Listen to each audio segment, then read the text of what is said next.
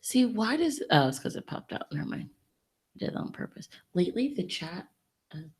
Did you make sure that? Yeah. What are we doing? Yeah, I silently did cool. It.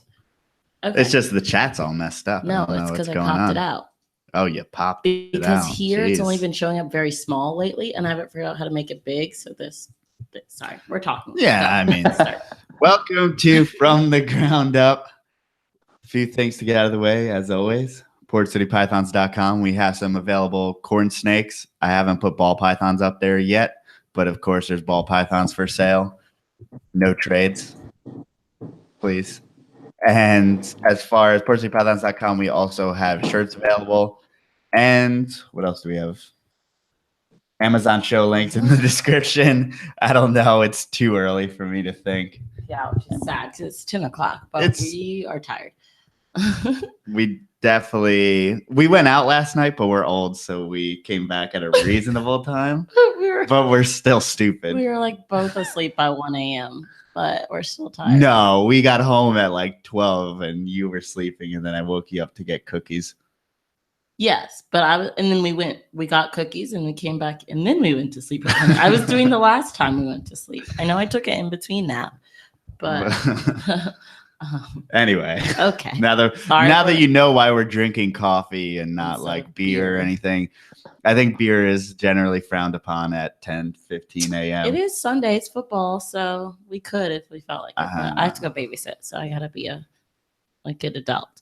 Yeah, that's definitely majorly frowned upon to babysit while you're intoxicated. But today we have on Martin of MGReptiles. Would you say it's MGReptiles or MGReptiles? MGReptiles. There you go. At least that's what I've been calling myself the last 10 years. No, we're just dumb because we've both been calling it MGReptiles the whole time. But there's only one R, so we're just dumb. Yeah. I'm just going off of Instagram names, which don't have spaces usually. So it's But there's only one R, so it has to be. But I'm trying my best. Oh, jeez. Okay. So let's go over a little bit on. Give us an intro on where you are, where you came from, and kind of how you got into reptiles. Oh damn! I'm located in Denmark in Europe, and I'm living in I grew up in a little city with 15 people. That's not a little city. 15. That's a street. It's just like a road with houses. Yeah, exactly. That's a street. But we had a church, so. So there you go. The thing is, I grew up on a little farm there on this road, and I think this is the most common story I'm hearing when people are talking about how they got into animals and stuff. Grew up on a farm. My family was like self-sustainable with cows, pigs, sheep, horses. We had everything on this farm, and my family was way into horses, and I was just like, God the hell no, that's not me. I like the tiny freaky stuff. I like that. So I was running outside when it was raining, collecting frogs and snails and being all weird kid. My parents standing in the window and like pointing at this kid out there.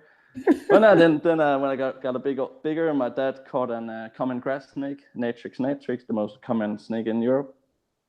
And he showed it to me, and I got hooked. So after a few years trying to catch them outside our house, my dad bought me a snake, a royal python or king python, or what you call it.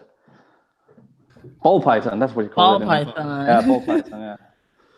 He bought me one of those. I was hooked. It was a cute little snake and easy for a 10-year-old kid to have.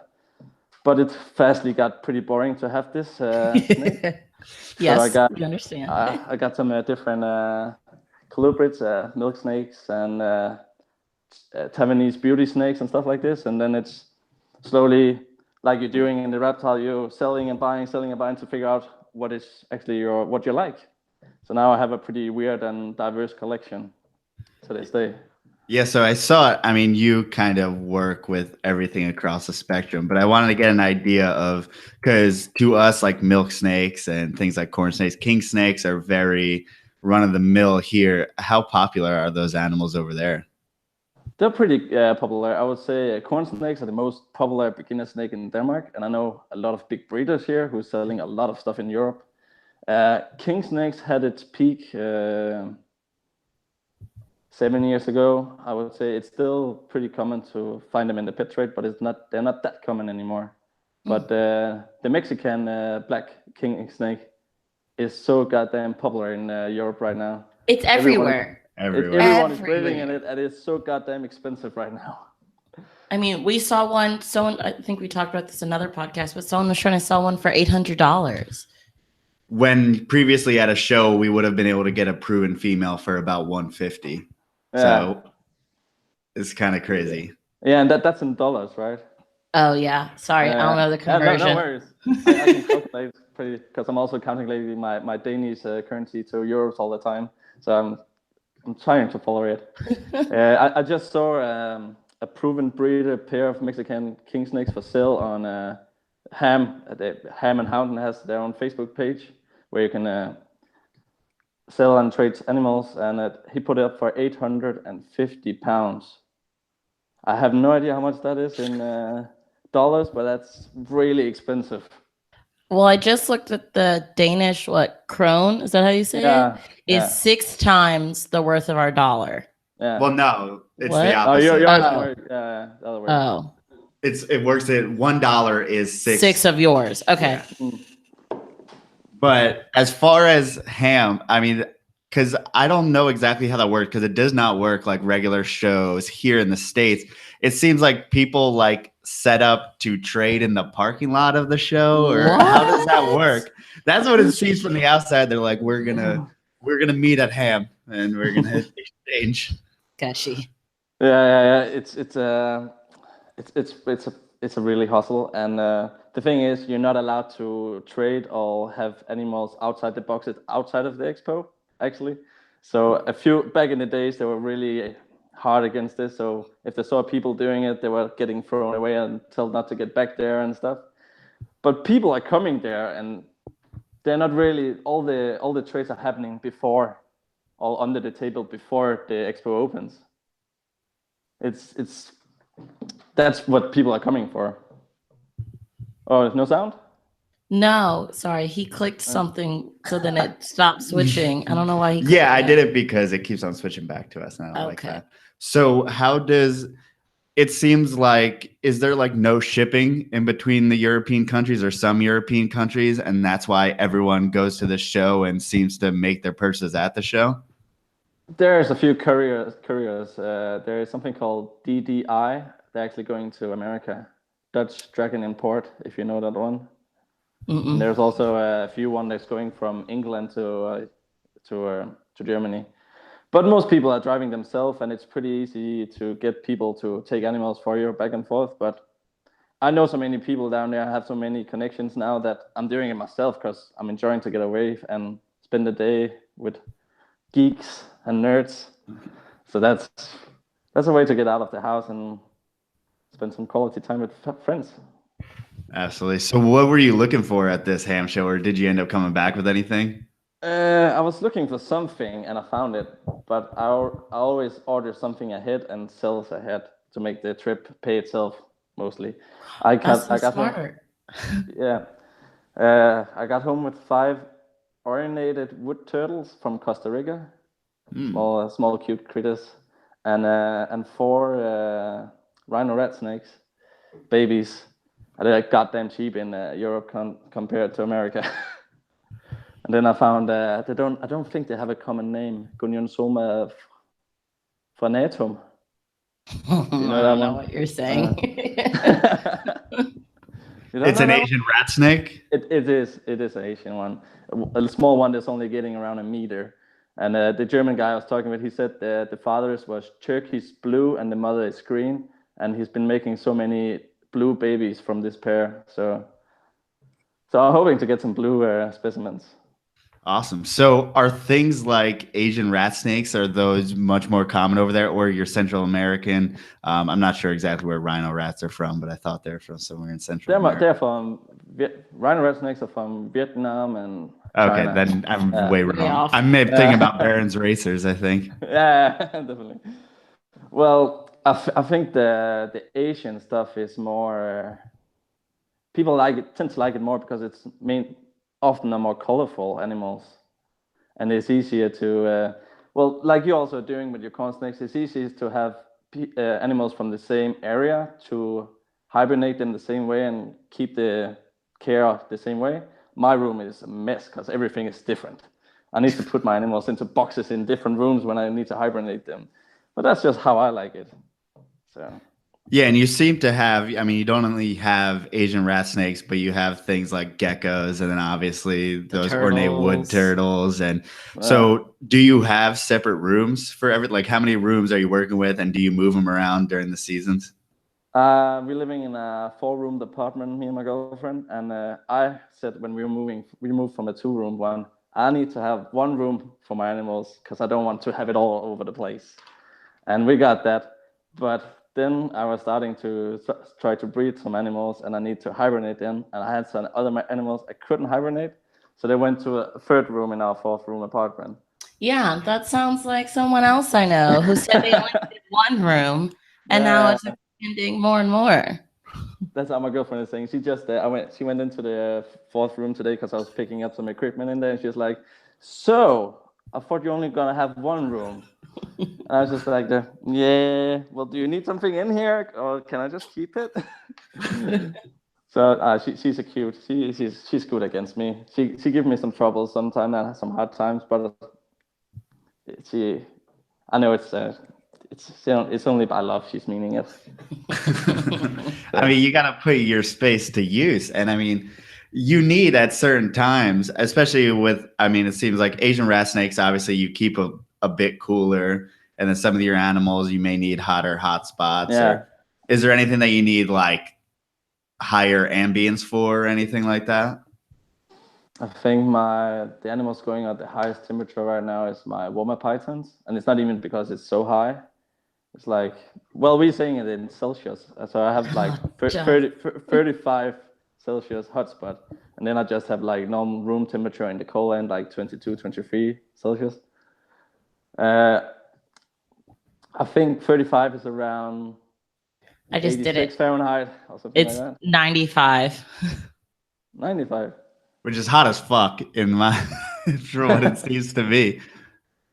But maybe Google's lying. I don't know. No, yeah. No, that's what it says. No, because see, this one says it's 77. You said 35. Oh, 35. Sorry. 35. I think it's around 86 Fahrenheit or something like that. I don't know. Well, one of the things about this is when I'm like going online to read about animals and stuff, it's always in Fahrenheit and inches and feet and stuff. Mm-hmm. So I have these like converters on my phone to figure everything out every time because I can't remember all that stuff all the time. Yeah, definitely. That's a lot. I would think there'd be both. I don't know.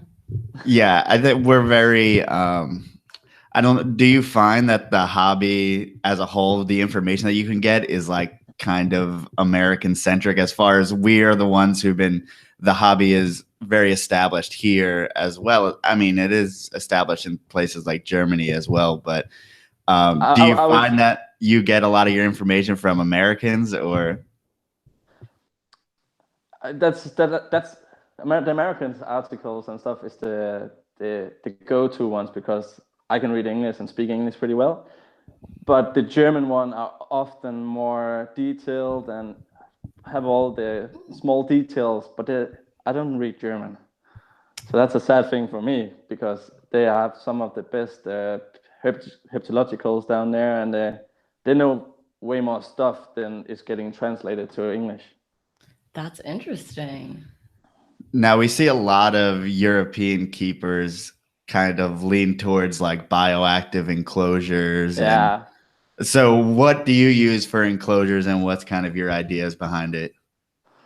Oh, I'm all over the place with everything. I have racks and I have terrariums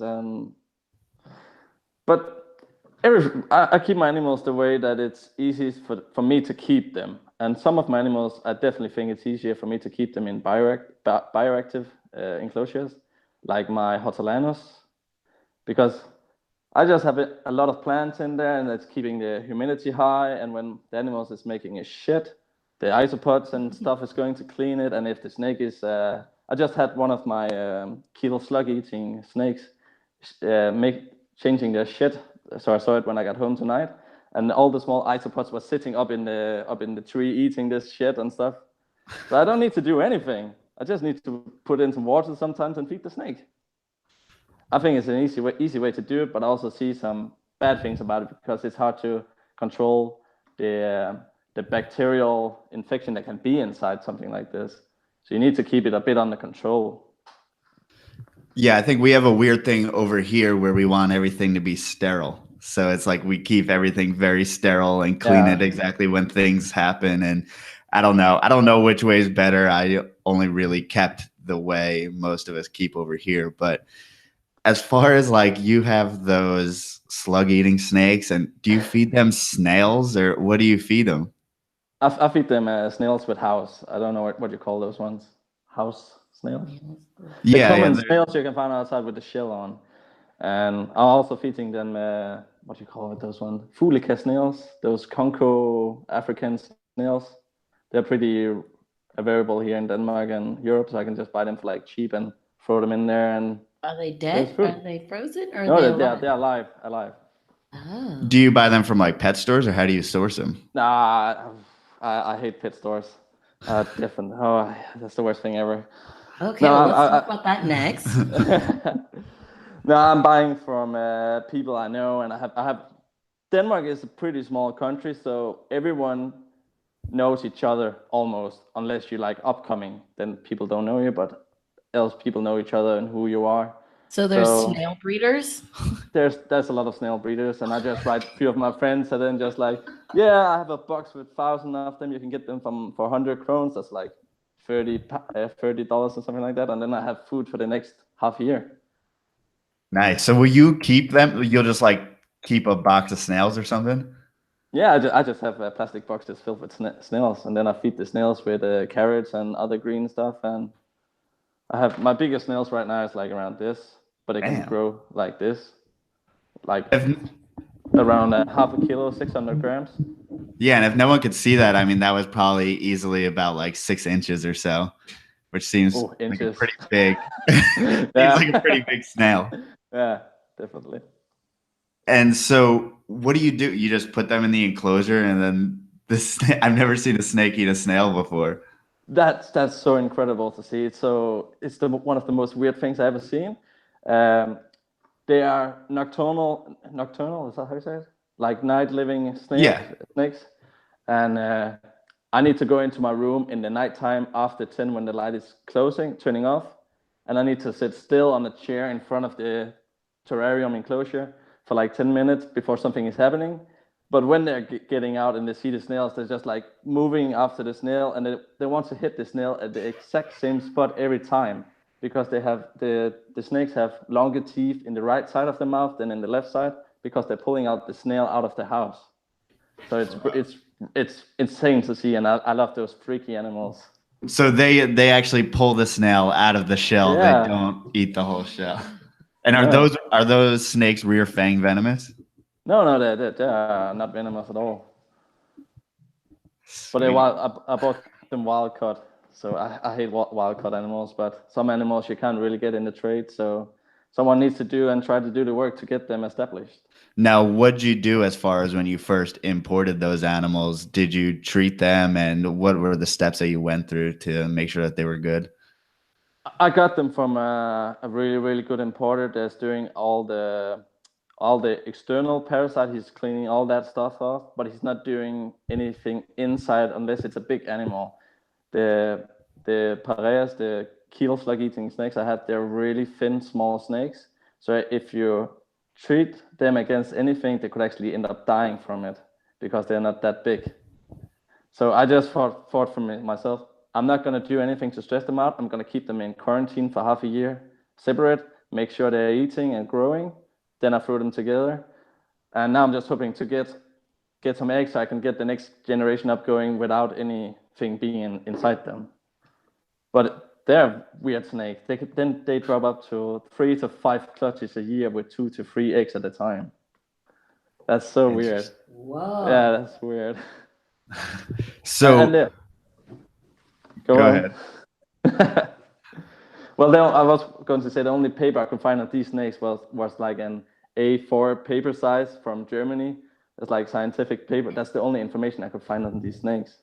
And that's one of the things I enjoy in this hobby, when I can go ahead into a project where there's no information at all. So you need to really study and figure out everything to get it going. That's when you really learn from your snake, Yeah, and not just definitely. from the internet. Yeah, you have to watch your snake instead of trying to go off some paper and try to do what Definitely. you can there. So, as far as breeding, like, are you just trying to cohab at certain parts of the year, or what are you doing? With these snakes, I'm just throwing them together, and they're gonna live together for the rest of their life, all their time.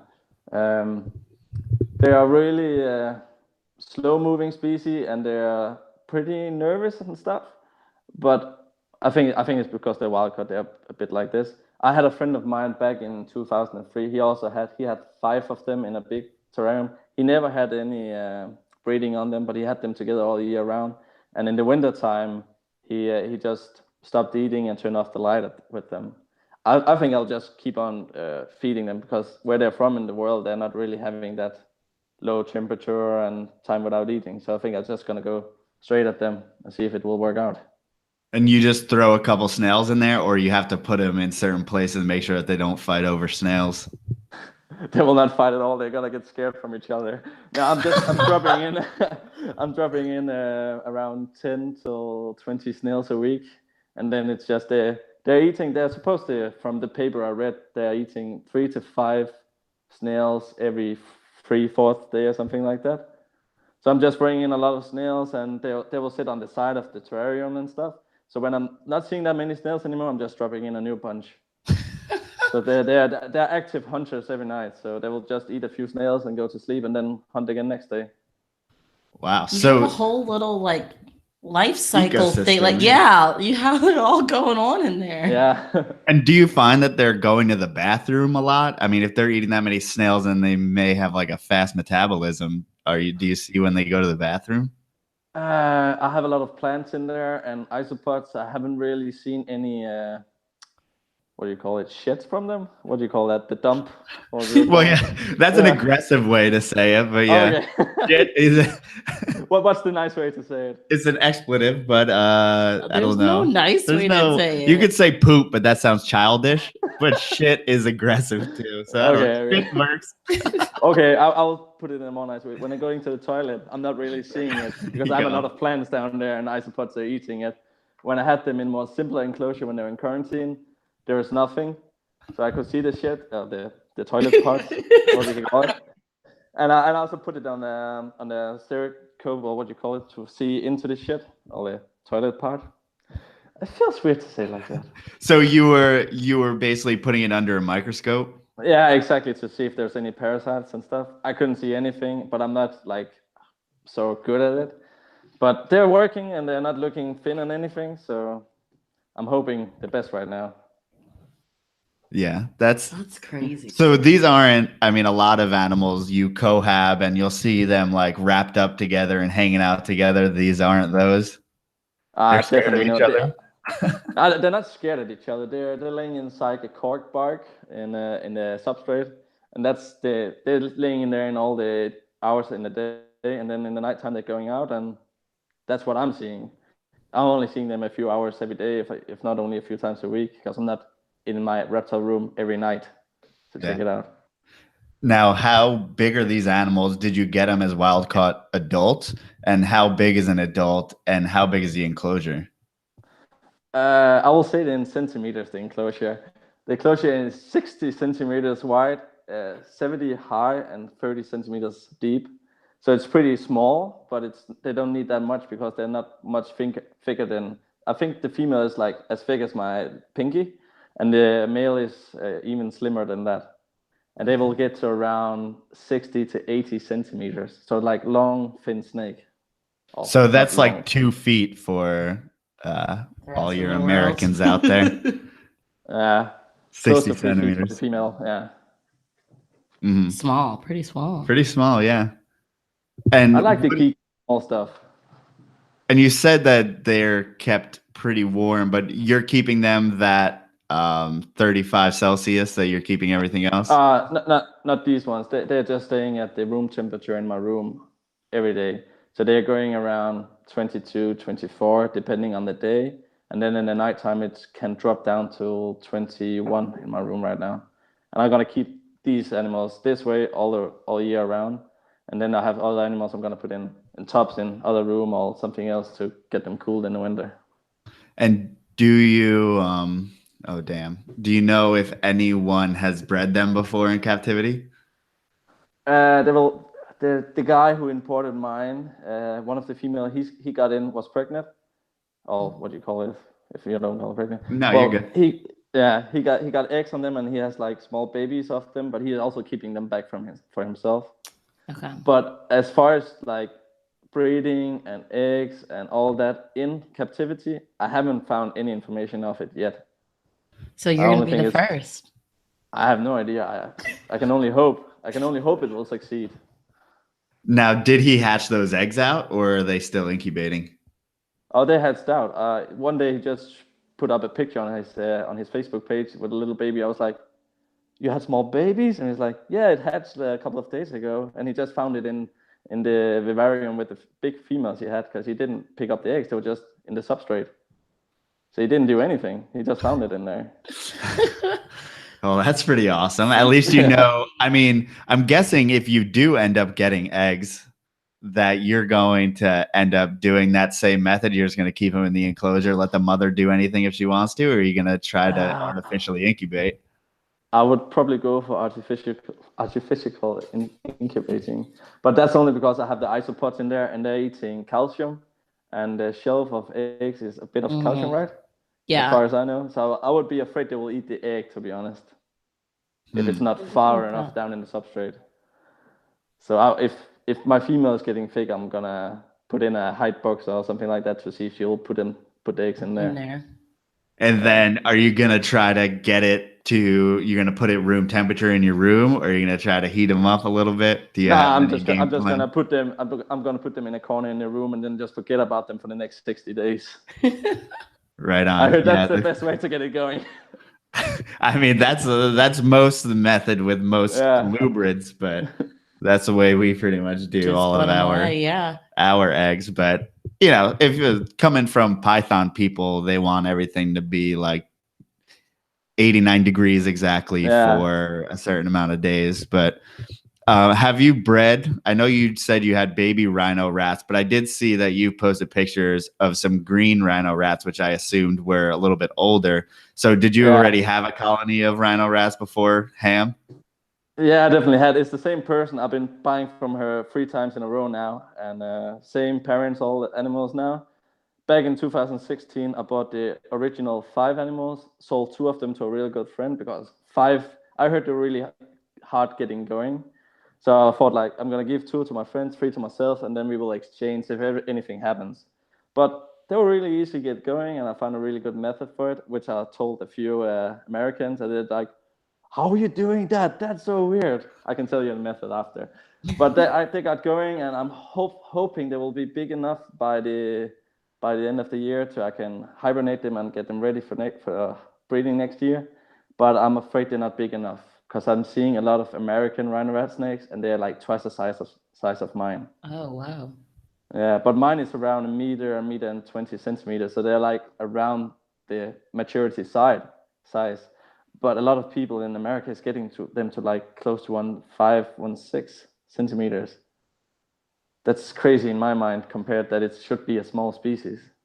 So what is your thoughts on feeding? And are we feeding too much? Are you feeding too little? Or is there some sweet spot in between? How often are you feeding them? Well, in Denmark, there's a lot of those, I would call them power feeders. Just throwing in food every 5 or 7 days. Well, I breed my own mice and rats and stuff, and I put really much honor into making all my my feeding animals by myself, like also insects and stuff. Because it's an honor in knowing what my animal is eating is something that I bred and is of a good quality. There's a lot of power feeders in Denmark, and they get like ball pythons and boa constrictors up into size in under 2 years. And the same with hognoses, also 1 year or 2 years for females. Oh gosh, that's so crazy in my mind, and I would never do that to my animal. If I'm not sure it's ready, I'm gonna wait 1 more year. I'm not so busy. Mm-hmm. Yeah, So, but I I think don't know about it. I don't know if it's America that's crazy. I just think it's few people. And they're just putting everyone over one. Yeah, there's only really a few people breeding rhino rats over here that I know of. There is. But okay. Yeah, I think our mentality is shifting as far as there's a lot of people who are on the light side of feeding. There's still some people, like mostly people who are into ball pythons, people who feed more often than maybe we're used to with things like Australian species or North American colubrids. There's both sides of the coin really throughout, our country and our hobby. I think it depends on how big the business is or how much they're trying to push. There's different mentalities, depending on. I see that in America, it is much more of we like to make money on everything, or we like to turn everything into a business. Is your mentality different? I mean, are you worried about, you said that you pay for your Hamm Show and stuff like that. So is there a business side to it for you, or how do you go about it?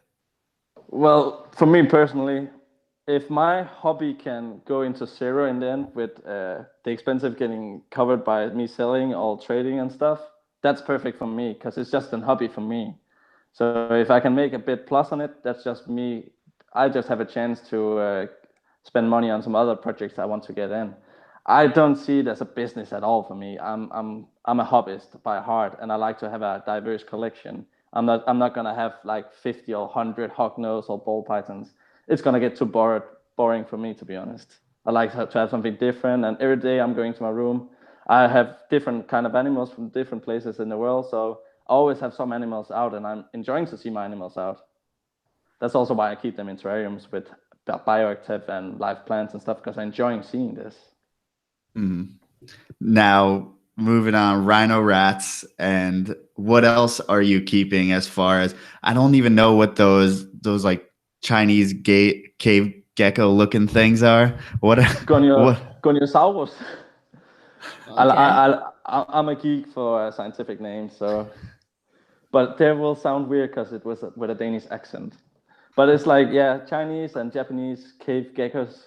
That's a pretty new thing for me, but it's also started with me breeding and doing a lot of cultures of isopods. And the Chinese cave geckos are just standing at room temperature, so they're not really costing me anything because I'm also just feeding them with isopods, which I'm breeding tons of. So I'm just having it as a little hobby project, and they're really cute and small, and they're active. How many of those animals do you have, and how do you keep them? Right now, they are in plastic boxes, all of them, but that's only because I'm gonna renovate my reptile room soon. So I have a big wall of 8 terrariums, like cubes, like 1.5 foot time 1.5 foot time 1.5 foot, where I have a lot of animals now. And I'm gonna make a whole wall with bigger terrariums for all the animals that are in those, and I'm gonna put the cave geckos into those ones after. Sweet. And but I have 5 of them right now, but I have a friend that's breeding them, so I'm getting a third species in a month or 2, hopefully. And have you bred them yet? And do you cohab those as well? I don't cohab them yet because all of those I had them as babies, so I'm growing them up. That's one of my things also with me. I put an honor in buying babies and growing them up myself, so I also know it's good animals that I'm breeding on or whatever I'm doing with them. I don't like buying big animals and breed them and shoot them out so fast. But no, I don't cohab them yet because with like with snakes and stuff, you don't want to put the female on too much pressure too early. So one of my females is ready in half a year from now. So hopefully at that time I can do it. And those mature rather quick in comparison to most of your snakes, correct? Definitely. Do you know how long it takes? Because you said you're shooting for like another half a year or whatever. I mean, is there an age thing? Is there a weight thing? How do you know? It's more an age. My friend who's breeding them, he's saying around 2 years. Then they are definitely ready in 2 years normally, and they are around a year now. And it's like on crystal geckos, you can really see which one is the boy because he has his parts sticking out. So it's pretty easy. And I saw that a couple of months ago, and that normally means that only half a year they'll be ready. But I'm also just throwing a lot of isopods in the box with them, where they have like barks and stuff. So they're like hunting and crawling all over the place to find food all the time. Yeah, I thought, because I wasn't sure ever what those fed on. Would they feed on like mealworms and crickets too, or isopods Definitely. exclusive? Everything they're small enough for them to eat. Yeah, So it'll just eat any bug. Yeah, definitely. I'm not a big fan of mealworms because they are too fat, but they work for some animals. And I'm feeding my African fat-tailed gecko primarily with mealworms because he doesn't like cockroaches and anything else. So do you breed cockroaches as well? No. Yeah, I used to do dubias, but I'm stopped doing that because I didn't have any animals eating them anymore. I'm doing a few what do you call them, earth living cockroaches that's just living in dirt. So I just have a box of dirt and they're just living in there. So wait, okay. You do mice, roaches, geckos, snakes, turtles, Frogs.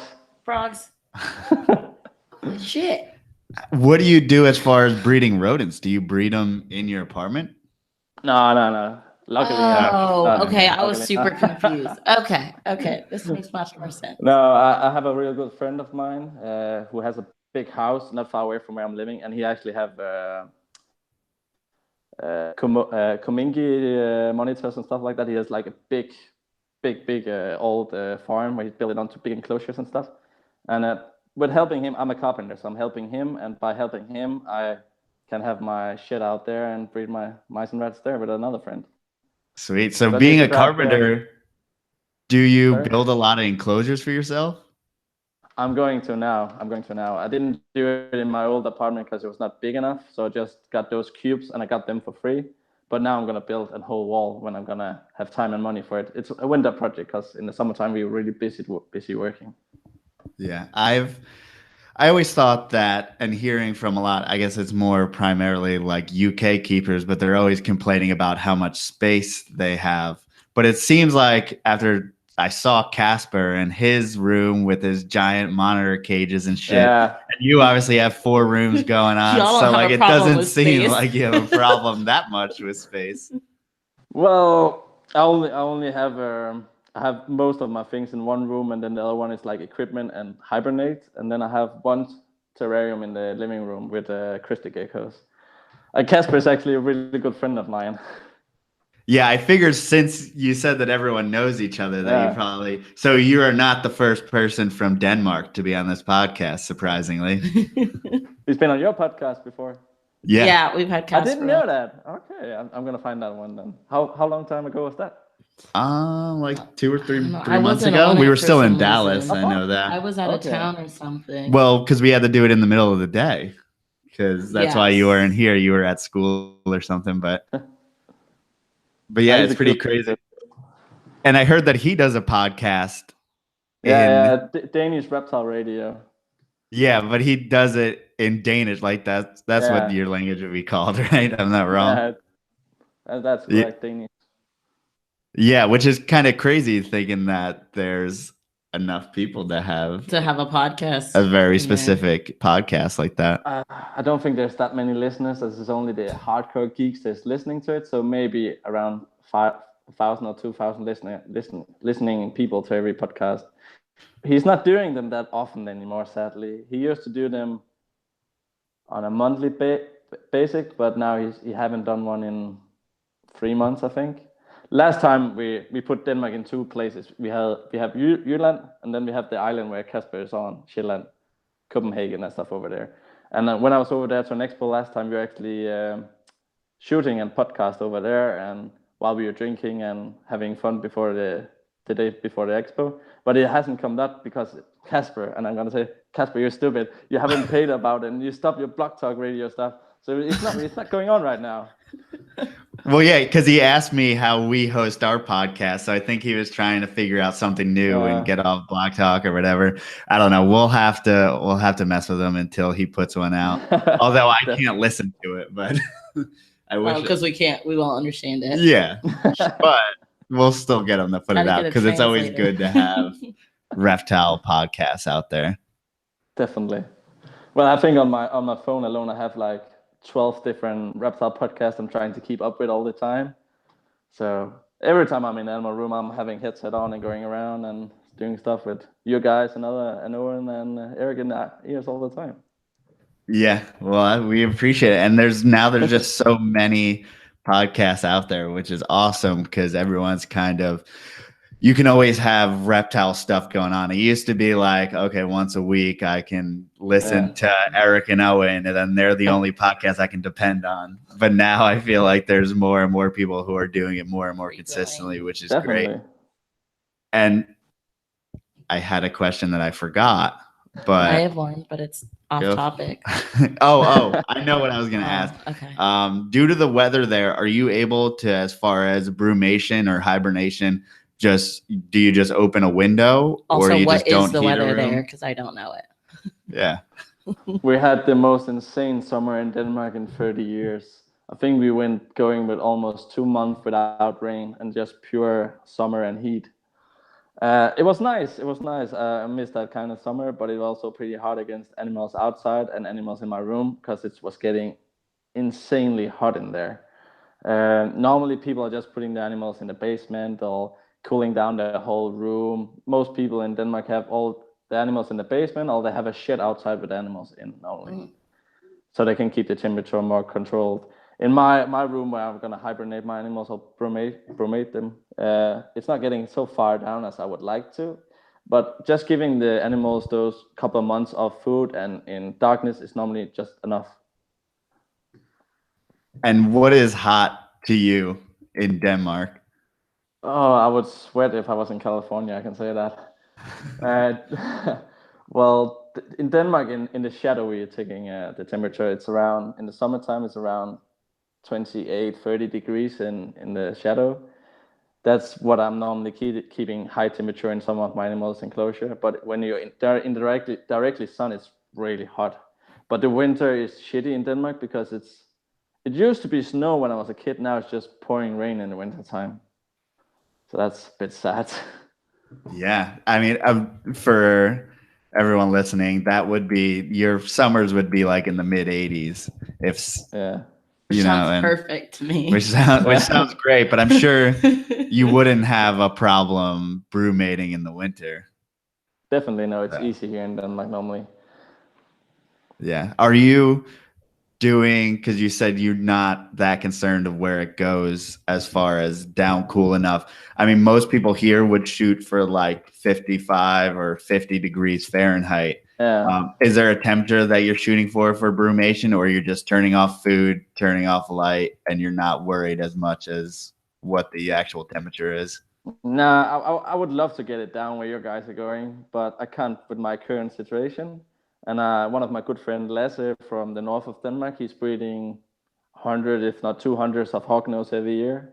And he's going down that far and has a whole room carport where you park your car. He has built one of these, and he can go down as far as he wants. I would love to do that. I can't do that right now, and I hope I can do in the future when I'm gonna get a house or something like that. But for now, I'll just stick with what I'm doing and see if it will work out. I haven't bred that many animals in my life, but I can only hope. So what have you bred so far then? Kenyan sand boas and rosy boas. Oh, wow. And did you move on from those, or because I haven't seen you post much?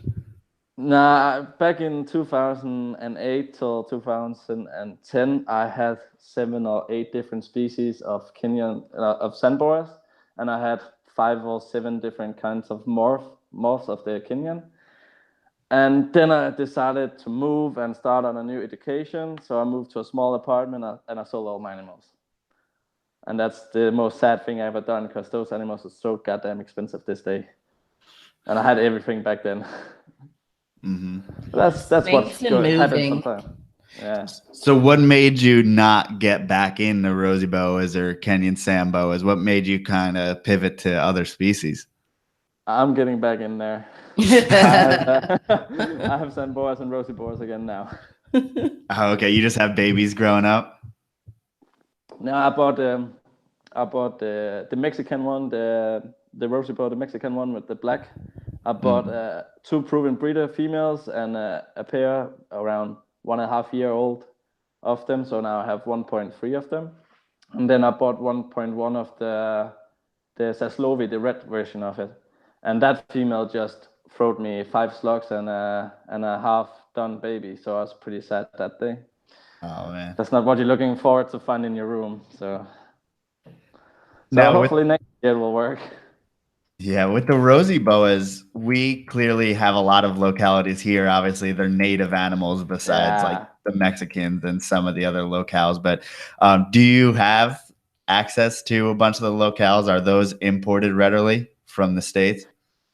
Not anymore, but back in 2000 till 2010, they were pretty available, and there's still people doing them, like the Limburgs albinos and Bayer something. I have the book called Rosy Boar's Patterns in Time, and in Denmark or in Europe you could get like half of those locality normally.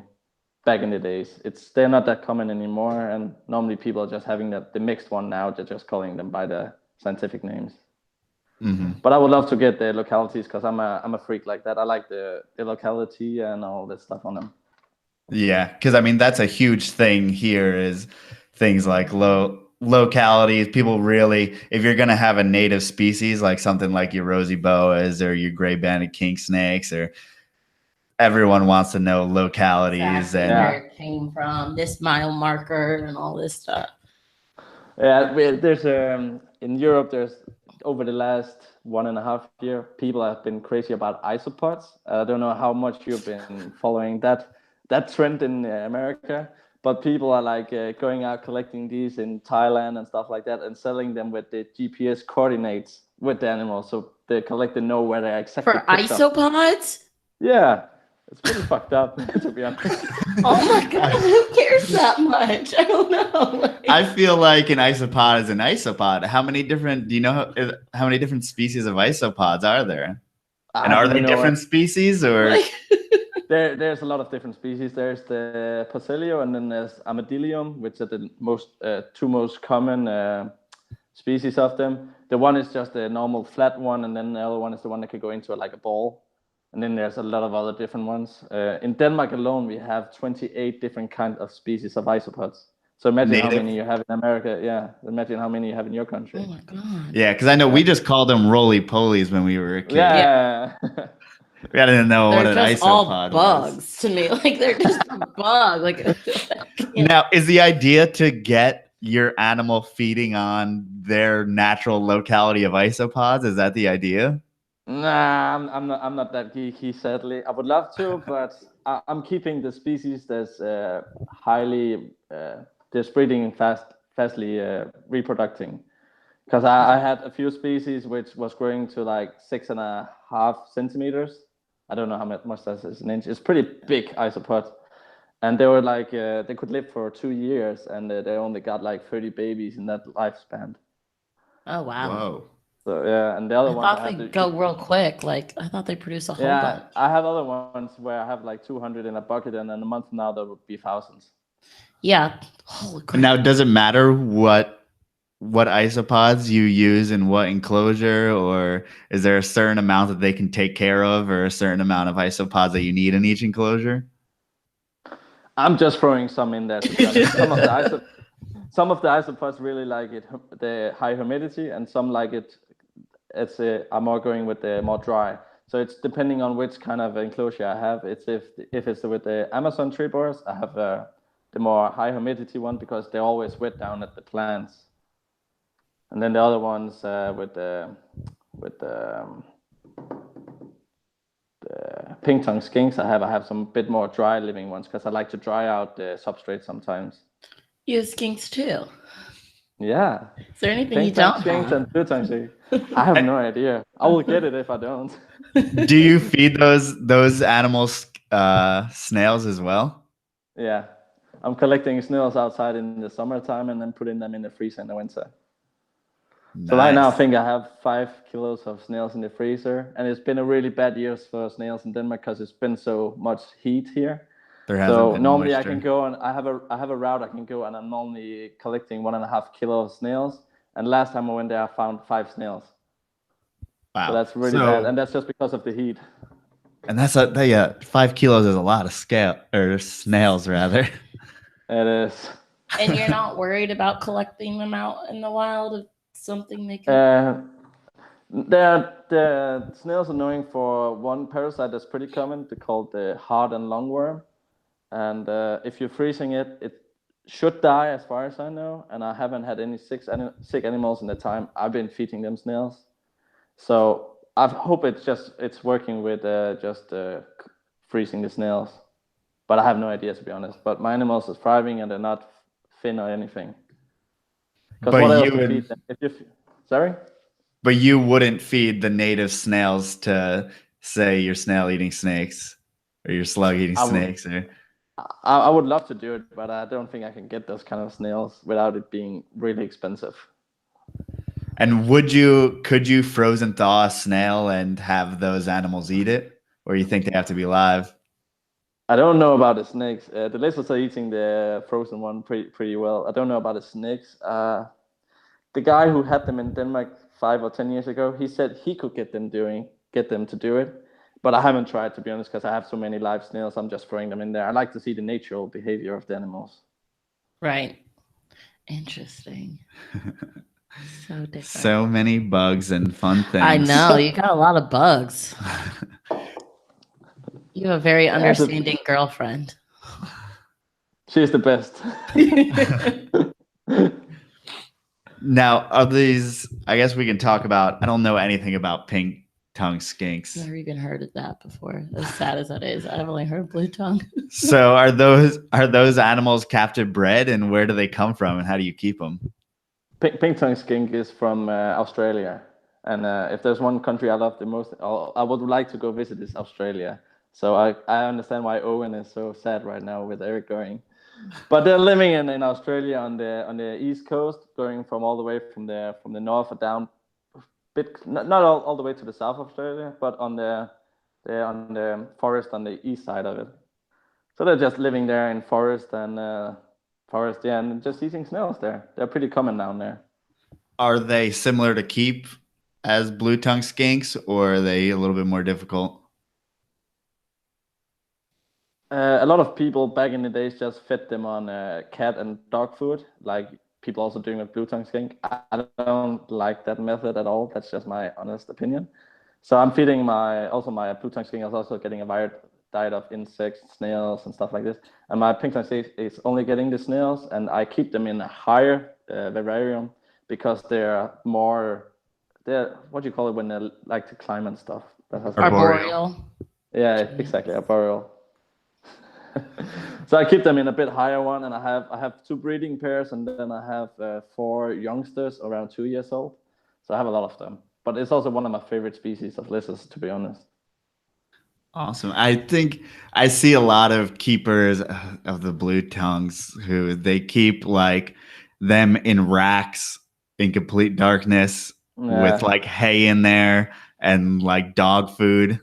It just doesn't, I don't know. It's so weird to me. I had a blue tongue skink and I like actually ground up food for it and stuff. Like I just ground up the vegetables and eggs and meat or whatever the hell I could get my hands on. But I mean, so glad we're past that. Doesn't seem like a decent existence in a rack. I mean, what do you do as far as blue tongue skinks? Well, the sad part is my blue tongue is in a rack right now, but it's only because I'm gonna build a big terrarium for it. That's because I'm after we moved, we've only been living here for a bit over half a year, so I got it as a rescue in the old apartment, and I didn't have a space for a big terrarium, so I put it in a big rack box just until I could build a bigger one. So hopefully in the next few months I'm gonna build a whole wall also with big terrariums for the big arboreal snakes and stuff. So it's gonna go into a big enclosure with live plants and like all the other animals with isopods and all other stuff in the substrate, because that's how I want it. Mm-hmm. The animals doesn't care as far as I know, but that's how I want it. Yeah. Now I see it as an enrichment for the animal. Do you have locality information, or can you tell what locale it's from or subspecies? It's supposed to be an IJ, but as far as I know, it's supposed to be a popwin now. I don't know. It's just called an IJ. So I guess, but after people saying that there didn't come any animals out of IJ and there's nothing called that anymore, I think it's supposed to be called a popwin blue tongue skink, without being sure. Yeah, I'm not sure if that goes for the blue tongues as well as the carpets that they brought in. But I think it went from the same importers and exporters back then, as far as I know. I think kind of at the end of the day, we don't know exactly where they're from. We can tell like, hey, these all look the same. So, and it's cool because the IJ blue tongue skink kind of has a similar coloration to the IJ carpet python or the popwin carpet python. They're like, usually reddish in coloration and stuff like that, which is interesting. Mine has a lot of yellow on it on their back. She's a really beautiful little girl, but she has a fat tail because she's been fed too wrong. So she has like a really big fat ass, to be honest. So only in one part of the whole body doesn't get big, just the tail? No, the body looks pretty normal to me, but she was also on a diet when I got her. But the tail, the root of the tail is pretty fat compared to she's a female. So she looks like a male on her butt, to try to say it in a nice way. But she is a girl, so. And is it possible, will that change with longer diet, or just it's done? Oh no. Oh, we lost him. Oh, he's coming back. Yeah, I'm back. Okay. So I forgot where we were. We're talking about the tail of the skink. Yeah. Yeah, so putting it on a diet, will you see a reduction in the size of the tail and everything like that, as well as the body, or it kind of? I don't think so. I think I need to get her really, really thin before she will lose weight on her tail, sadly. So as long as her body is normal, I don't put too much thought into the tail, as long as she's fed correctly from now on. And would you try to breed an animal like that? She was rented out to a friend of mine who has a male last winter, and she's going to go back to him in November. And when she's going to come back, I will have the new enclosure ready for her. So what happened last season? Where she got down to him a bit too late, so they didn't hibernate. So he just put them in a rain chamber together, and that didn't do the trick, sadly. He was trying to copulate with her, but she didn't take it. But when I got her, she was looking pretty fat. But after a month or something, she was just looking normal again. So we'll try again next winter and then hibernate them with the same temperatures and everything. So do you do a lot of breeding loans and sharing and passing around? I would like to do everything myself, but I'm in a situation where my only chances right now was with breeding loans without me needing to buy new animals. I have a calico Amazon tree boar who's also lended out for a hookup right now for a breeding loan, and hopefully he will get it done. But it's pretty hard to see on the Amazons. She went into a shed and stopped eating, so hopefully we'll see. Yeah, I think a lot of people here, they may have somewhat of a seasonality with the Amazons, but it is mostly like just put them together and eventually they have babies. Yeah. So is that when you do a breeding loan, do you pretty much just have to send it all year round, or are you looking to go in the winter? Well, as far as breeding, we're trying to hibernate them in the winter and then breeding them in the spring. This with the Amazon, I drove down to the guy. I didn't know the guy, so I wrote a paper with like all the details about the breeding loan. And I just went down there, talked with him. I ended up sitting there 4 hours and talking with the guy because he was so nice. Denmark is not that big. I can get from one end to the other end in 3 hours. It's not that bad here. So if I see something I want, I'll just drive and get it. That's pretty nice. And as far as Amazons, is it similar to what we see here? You have a lot of imports there, or are there people working with captive bred stuff? In Germany, there's a lot of import stuff. As far as in Denmark, it's mostly captive bred animals you can find in Denmark. But it's so easy for people in Denmark to go to the expos in Germany to get the wild caught stuff, and there's also some people doing it, definitely. I was even thinking about buying a big wild caught female, but then again, I'd rather wait a year or two more to get my own captive bred female ready for it. Just to be honest, I'm not so much into the wild caught stuff unless it's the only way I can get my animals. Mm-hmm. Now, are you what? No, go. Were you looking for any type of look with the Amazon, and what do you have as far as phases go, or phases in quotes, I guess? Oh, I have so many different things. The weird thing about me is I like the dark colors and the brown colors a lot. Also with all the other animals. So I bought last year ago. I bought a Halloween phase, and yellow one with a red stripe on the back, and it's not a tiger, but it looks like a tiger. And then I bought an orange one with the black saddles on the side, those round ones on the side down there with yellow inside them. All babies, so I have to wait and see if they're gonna get all nice and colored up. And then my two biggest ones from 2016 is a paddleless yellow male, and then also a orange yellow looking females with those with the round black circles on the side. And then I have the calico who's lended out. Ooh, so you do have some morphs over there that people are working with, or morphs also. I can put that in quotations too, I guess, because no one knows how the fuck they work.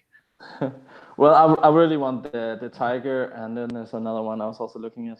Forgot the name of that one, but they're pretty expensive down in Germany, so I haven't pulled the trigger on that yet because I have too many.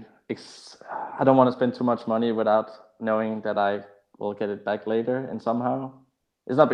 I don't have animals because of the money, but I like to put it in zero with my hobby. So if the animals will breed and I'll get some money, I'll buy the animals I want. But if not, I will not do it. I'll just wait.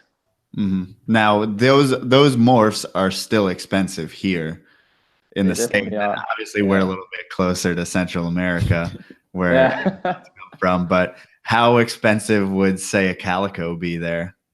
Oh, I got my down cheap because it's not proven. I gave 200 euros for my male. I don't know how much that is in dollars. That's very cheap. Yeah, that's what I will say. And he's a full-grown male. That's about $230 US. So how much are you paying? How much? How much is a Rhino rat snake in America? Oh, a rat snake? A lined rat snake? A Rhino rat snake. Oh, Rhino rat snake? Honestly, yeah. I'm not sure. Probably at least $500. Seriously? Yeah. How much is it there? Not that much. $100. The first one I bought was like 70 euros. Oh my God. Okay, so it's about $100. Oh my God, that's ridiculous. Just let me know if you want me to export something in America. It would almost work out that way. If you bought enough of them, you could import them for less than you could get. I mean, there's I know the importer, which we normally sending with for America, he's taking 75 euros for the first deal, and then 50 euros per animals after that to get them sent, no matter the size. Wow, that's so cheap. And so, wait, how much do you pay? How much are calico ATBs here? Oh, I'm not sure. I'm not that into that market, but I know that like tigers and stuff like that are like at least $500, and I may be off on that, but I don't know of many Amazon morphs that are below like $300. The tiger here is around 400 or 500 euros, so I don't think that's too way off of yours. Okay, yeah. Something's the same. Yeah, but I think that's a weird. I don't know exactly. The Amazon morphs are kind of weird with how they work. Yeah. How do you plan on going about breeding the animals? How are you keeping them? All that stuff. The Amazons. Yeah. Right now they're just in those cubes ones. I'm gonna upgrade them in the wintertime when I'm gonna build the new ones. But they're also bioactive, and I'm just gonna do the old-fashioned way, just throw them together and not doing anything about the temperature or anything. I'll maybe do some kind of food cycle with a lot of food, no food for some time, and not that much light, and then go crazy on the food and then throw them together. Maybe something like that. That's my plan. That's a lot of people are doing it that way, as far as I understand. And these are animals that I think for a long time we were feeding like once a week. I feed very sparingly my Amazon. How often do you feed yours, and what do you feed it? All my animals are not fed on a regular basis. Some of my animals, the small ones, are getting once a week or once 10th day. And some of my animals, sometimes I will go 2 to 4 weeks without feeding them, just because I think that's a normal thing for them in the nature to not eat in a period of time if there's not food. I don't think it's a good thing for all animals to have food in the stomach all the time, to be honest. And Amazon are active hunters. They will be out there in the nighttime and try to feed. So they also need to move around and not just be fat all the time and laying in a corner. Now, these are kind of weird how they perch and they kind of get themselves in weird positions. So like, what do you do to kind of allow them the space to do what they got to do or do whatever they want? I have everything I can put in there of sticks and branches and stuff. They're just like all the way around and looking crazy, my vivariums. And then the plants are just growing up in fruit, all the branches and stuff. So the snakes are just laying in there, and sometimes they're laying in the cold corner in the background and stuff. So, but every night I can go in there and they will be out laying or crawling around in them. That's what ours is in a rack right now. I'm hoping over time we but can it has get like it out perches of the rack. with like green fencing or whatever. Like, that's what I would use for babies when I'm gonna get them going. Hopefully. Ours is so I think small. that's something to take into account, is that like things like green trees, I think do really well in tubs in the beginning, and then they need to be a certain size to move them up, or else they do bad. The Amazons, I don't think. I mean, it doesn't really. I think they thrive pretty much no matter what you do to them. But definitely, I know a guy down in is it German or not? There's a page called Advanced Herpetological Husbandry on Facebook, and he just threw in a whole litter of Amazons in a big term, like, how much is that, like in feet, like 5 or 6 feet long, and then 3 feet or 4 feet high, and you just lots of plants. You just throw in the whole litter, and he's just feeding them as he finds them. Oh, that was working fine for him. Yeah, I mean, we have there's a pet store ish, like a reptile specialty pet store, but they have like a bioactive enclosure about the same size with the trees and stuff in it, and they have two what am I talking about? Emerald tree boas in there, a male and a female. They stay separate, and then they bred in the winter and everything, had babies, and they just kind of stay out of their way at some times and go breed it. I think cohabbing for a long time was very, very, very frowned upon. And now it seems like if you're allowed the space for the animals to get to go away from each other, it seems just fine as long as you can find a reasonable way to feed them. Yeah, definitely. But that's the hard thing about arboreal snakes. They will really hold on to the woods and stuff in there, so it's hard to get them away from each other if you want to feed them.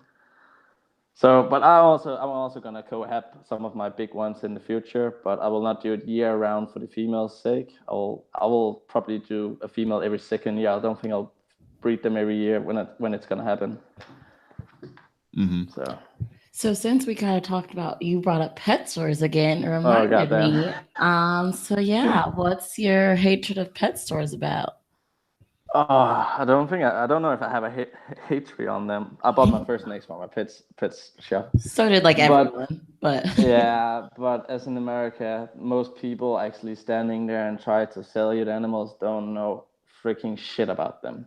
Okay. And that's the same thing happening in Denmark every time. And Denmark is so small country, so everyone knows the shop names because they're like all over the country and stuff. So when people are, but that's what they told me in there, and we're just sitting and try to that's the stupid way to do it. Do it this way or this way or this way. There's not only one way to do things, but there's many ways to do it wrong. Yeah. So, and that's that. I was hoping pet stores were better over there. I don't know. I wouldn't say. Sadly, no. There's a few that's good with the people that's actually passionate about what they're doing. But then there's the mainstream one where they also have like big ones where there's normally plants and aquarium fish, and they have like a small reptile section because that's what they need to have. and they don't always know everything about what they're doing. But they got a new law in Denmark, and you actually need to have a animal education of caretaker to actually work with the animals now there. So hopefully it will get better in the future. I think it's hard even to get an educated person who's educated in the way to actually keep the animals from when even we see it in Petco and PetSmart here, which is our big box stores. It's the frowned upon pet stores that everyone knows about, right? And so like they have veterinarians that do actually go to the stores, check out what's going on, and talk to the people who are keeping them and educate. But the veterinarians don't know what the fuck they're doing really, because they'll keep it just like the pet store, the pet store would like back in the day. They don't necessarily have the knowledge from people like breeders or hobbyists that have been, or even zoological facilities that have been keeping these forever. They just they're still with the like status quo of stuff. And then you also have a 16-year-old who's making like $8 an hour. And like, of course he's not going to be great at telling people what it is, because he needs to know about fish, about this, he's just trying to get a job and get through high school or some bullshit. So, I mean, is it, you have basically your own form of Petco and PetSmart in Denmark? That's what it seems. Yeah, something like that, I would say, yes. We have one called Plantorama, and that's the one that's getting the most hatred. And it's just basically they build their franchise on plants. So you can go there, buy all kind of plants you want, outside, indoor, exotic, all this stuff. And then they started to have like a pound area with like goldfishes and stuff. And then they got like normal fishes, and then they got the birds, and then they got the rabbits, and they have everything now, also reptiles. So it's a bit sad that they're doing stuff without knowing what they're doing. I really don't like that stuff. Yeah. So what are they doing, this new law, to educate people? Like, who's doing the educating? Do you know? Now we have a few special schools in Denmark about animal caretakers. So you need to have a degree in doing it. And while you're taking this education, you're actually working with a lot of animals. And I know a few friends of mine who's actually doing this and working with dangerous snakes now and crocodiles and stuff. But how many of those people that's doing these educations will actually go work in a pet shop, to be honest? Not that many, because it's a really bad paid job. Yeah. Right. I mean, even at this point, even working at a zoo, at least here in the States, is a bad paying job. It's only, you can only do it with your passion. It's your passion who's paying it, as far as I can say. And I mean, here, the issue is that you get in like $50,000 worth of student loan debt just to go to school. So I don't know I'm sure the education system in Denmark is different and probably it's perfect better. Here. It's perfect. It's for free. Is college free? You bastards. It's for free, and you're actually getting money for taking that education. See, here they like to set you up to fail, essentially, because your education costs more than a house. And how are you going to buy a house? How are you going to get a job that's good enough to just get you out of the hole that you started in, as far as that's a whole different subject. It's not but then again, how much you're not paying so big taxes in America compared as Denmark. We are paying almost half of our salary in taxes, but we have free healthcare system and free school and all these other good things. It goes somewhere. It's like, where do you want? It works on a small scale in Denmark, but I think it's hard to make the system work with so many people here. And I agree. That's also one of the things why I think so many animals are a bit more expensive in America. You have way more customers to your animals compared to in Denmark and Europe. Yeah, because there's just a market here with a lot more people willing to buy animals. So the demand is higher and the supply isn't necessarily. It depends what you're working with. But if you're working with ball pythons or something, you may have a supply issue here because everyone's doing that. But yeah. So I actually wanted to ask about that, kind of going back to the Hamm Show. We talked about it a little bit, but I feel like we didn't really get into it. So at the Hamm Show, is it 90% ball pythons? It's 20% ball pythons, 15% boa constrictors, 20% leopard geckos, 20% crested geckos, and then all the rest is all the geeky stuff. That's awesome. Why can't ours be like that? But when I'm going down there, I think there's like 1,000 meters of tables with settlers and stuff like that. So you can't see everything down there because there's so many people, and it's getting over 90 Fahrenheit in the middle of the crowd, and it's so bad air in there. So you need to get in, get what you need, and get out normally. Oh, so it's not even fun. Like the hustle is fun. I'm normally going because of the people I'm meeting before and after, and on the drive there we have so much geekiness going on, like talks and stuff. We were out eating with a couple of British people that we got to know over a couple of years, and the guy the old guy, which one of the friends I went with know pretty well. He's 72 years old, and he's an old importer from England. And he had and he still goes to all the shows. He still goes, and he came with a bunch of papers, of import papers, and the oldest one I could find was from '69, and it was like 12-foot retex, $25, and oh my gosh, King Cobras, $12. Oh my God. He also told about him buying a lion, and that was $400. A lion? Yeah. What? He has some crazy stories. He also the one of the most crazy ones I have heard is he ordered 20 or 40, I don't remember the number, one of those ones, Salvatore monitors, the water monitor, and he forgot to say which size he wanted them. So when he got there, he was just expecting babies, and he got the monsters. Imagine getting that into your van. Oh my God. I think things were just so crazy back then. I mean, I couldn't imagine. They bought everything they could get. I mean, just bought a lion. Like, I'm so glad that the internet didn't exist, or else reptiles would be banned immediately with people with king cobras in precarious situations. But yeah. That's insane. That's awesome. You were going to say something? No, but I lost it. I feel like I have more questions I want to ask about Hamm, but I can't think of them. So what do you guys do, like, as far as, do you all carpool like the day before, or how does that work? And who'd you go with? I went with a lot of Danish geeks. Two of them is breeding hognoses, and one of them is breeding hognose and corn snakes.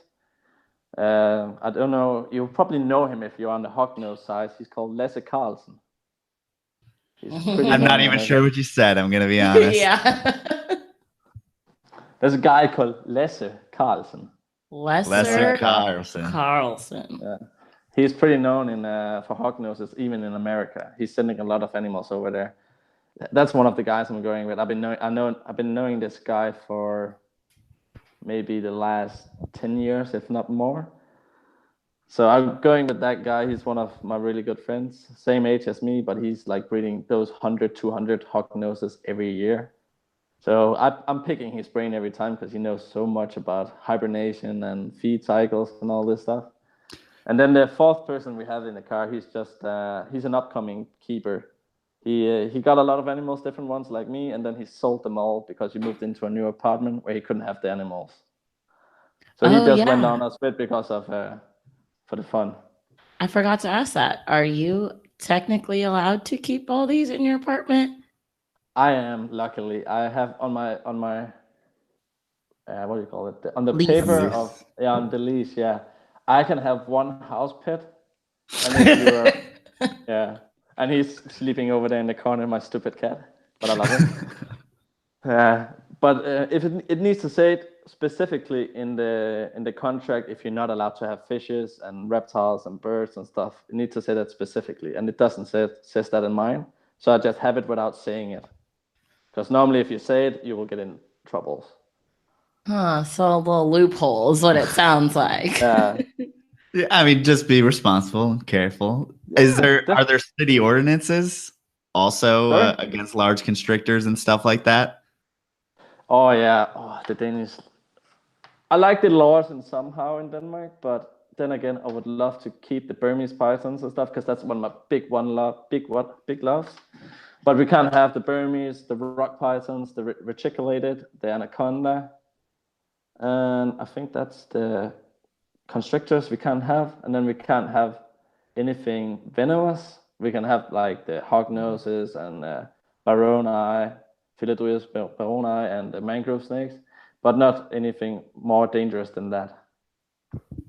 Interesting. I mean, it makes sense. That's like our stricter states here in America. Like New York would be a place where that's totally on par. We live in Pennsylvania where it's like, do what you want. But that has its own problems. See, I don't understand the thing with retics. I feel like if you have the space, you should be allowed to keep it.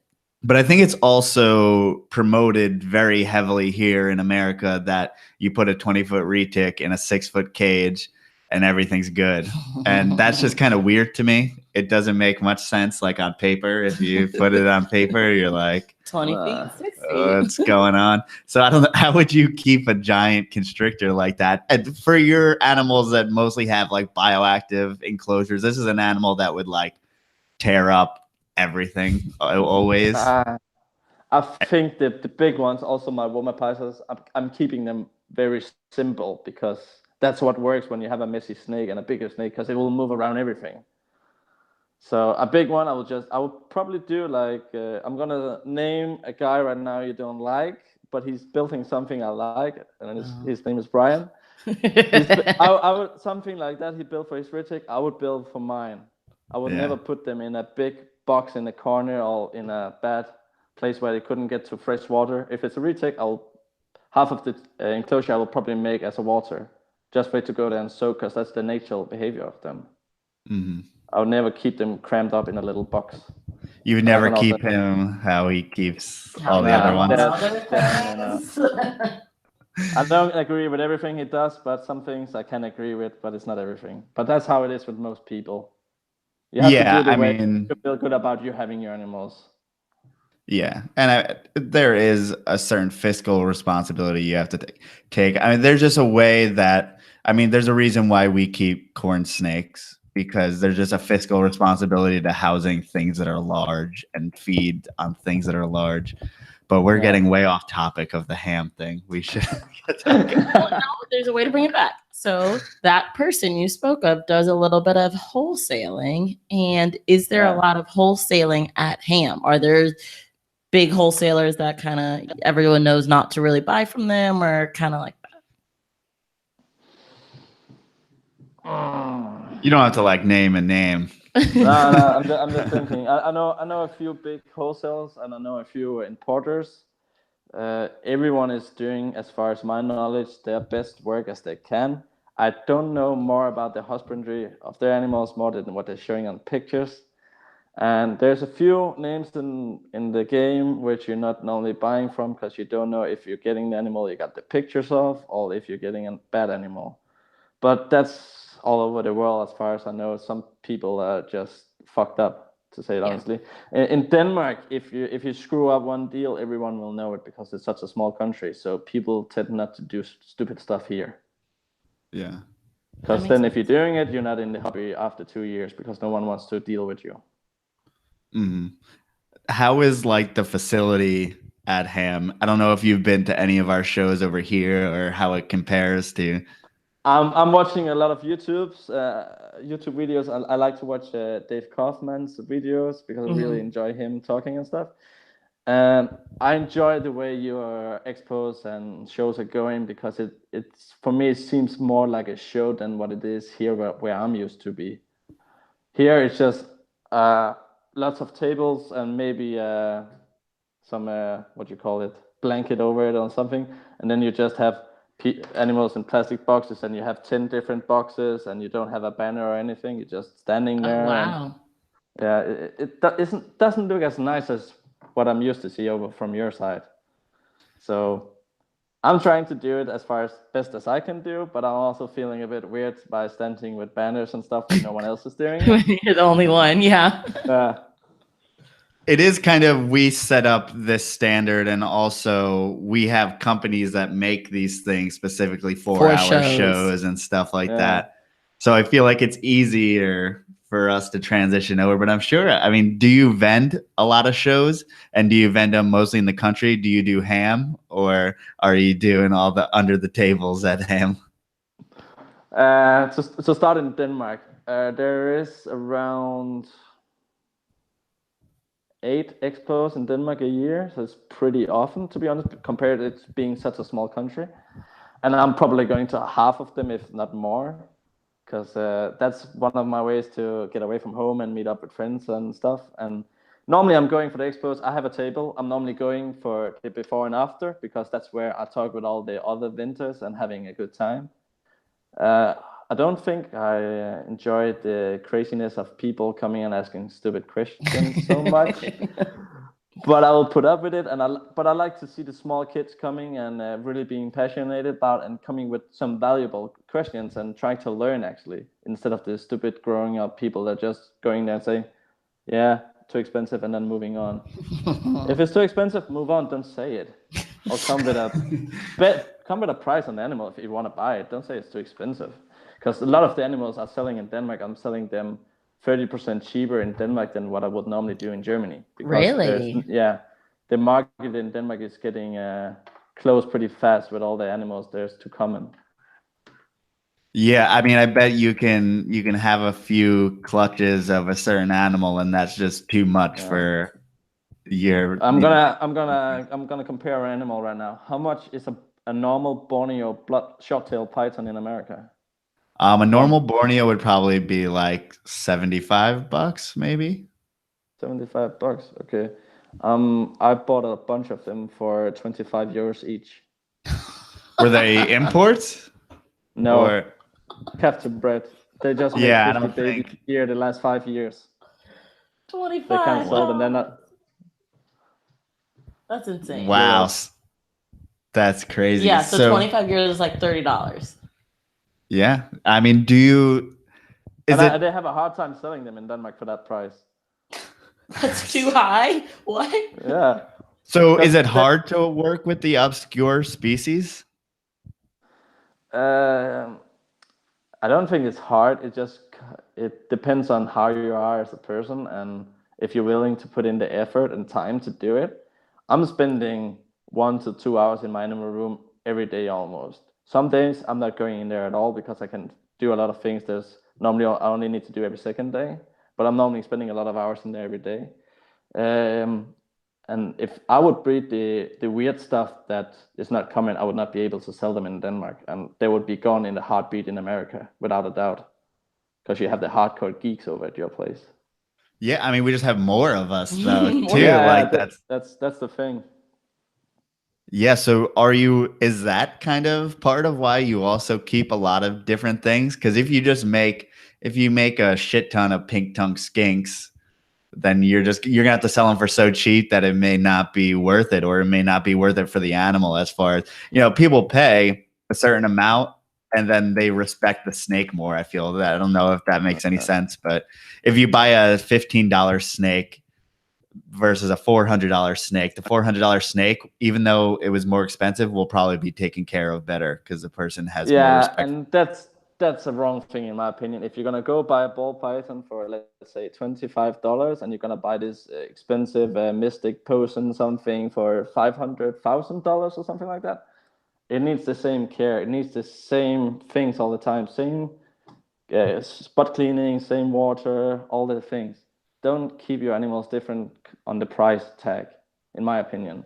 Well, I think it just brings two different keepers. I don't think the same person. I'm talking about the person who just buys the cheapest snake they can find, in comparison to someone who tries to find a quality animal or a rare animal. Yeah, in Denmark we have a problem with keepers buying animals, and they don't want to pay about the enclosure and stuff. They want that things as cheap as possible, instead of buying will enrich your animal and do the best you can do. We have that here save too. On those things. Yeah, if the snake costs $20, they want everything else to cost $20 also. Yeah. Like, they think somehow it should go hand in hand, the enclosure and the cost of the snake. And it's most of the time when people ask for a discount or something, it's like, okay, or I wait until Friday when I get paid and I'll give you the money. Then it's like, I know that person can't afford to house the animal correctly or do any of that because I don't sell expensive snakes myself. Right. I sell pretty cheap snakes. And they're asking for more deals. Yeah. I don't know. It's a weird game that we're in. It is, and it's hard to be fair against all people because, of course, you want everyone to be able to have these animals because they're so nice to have and different, and you don't. It's not a pet, in my opinion. It's an hobby animal, so it's just Now I got out of it. What I was trying to get to. We've been trying to go for Hamm, but we're not doing great.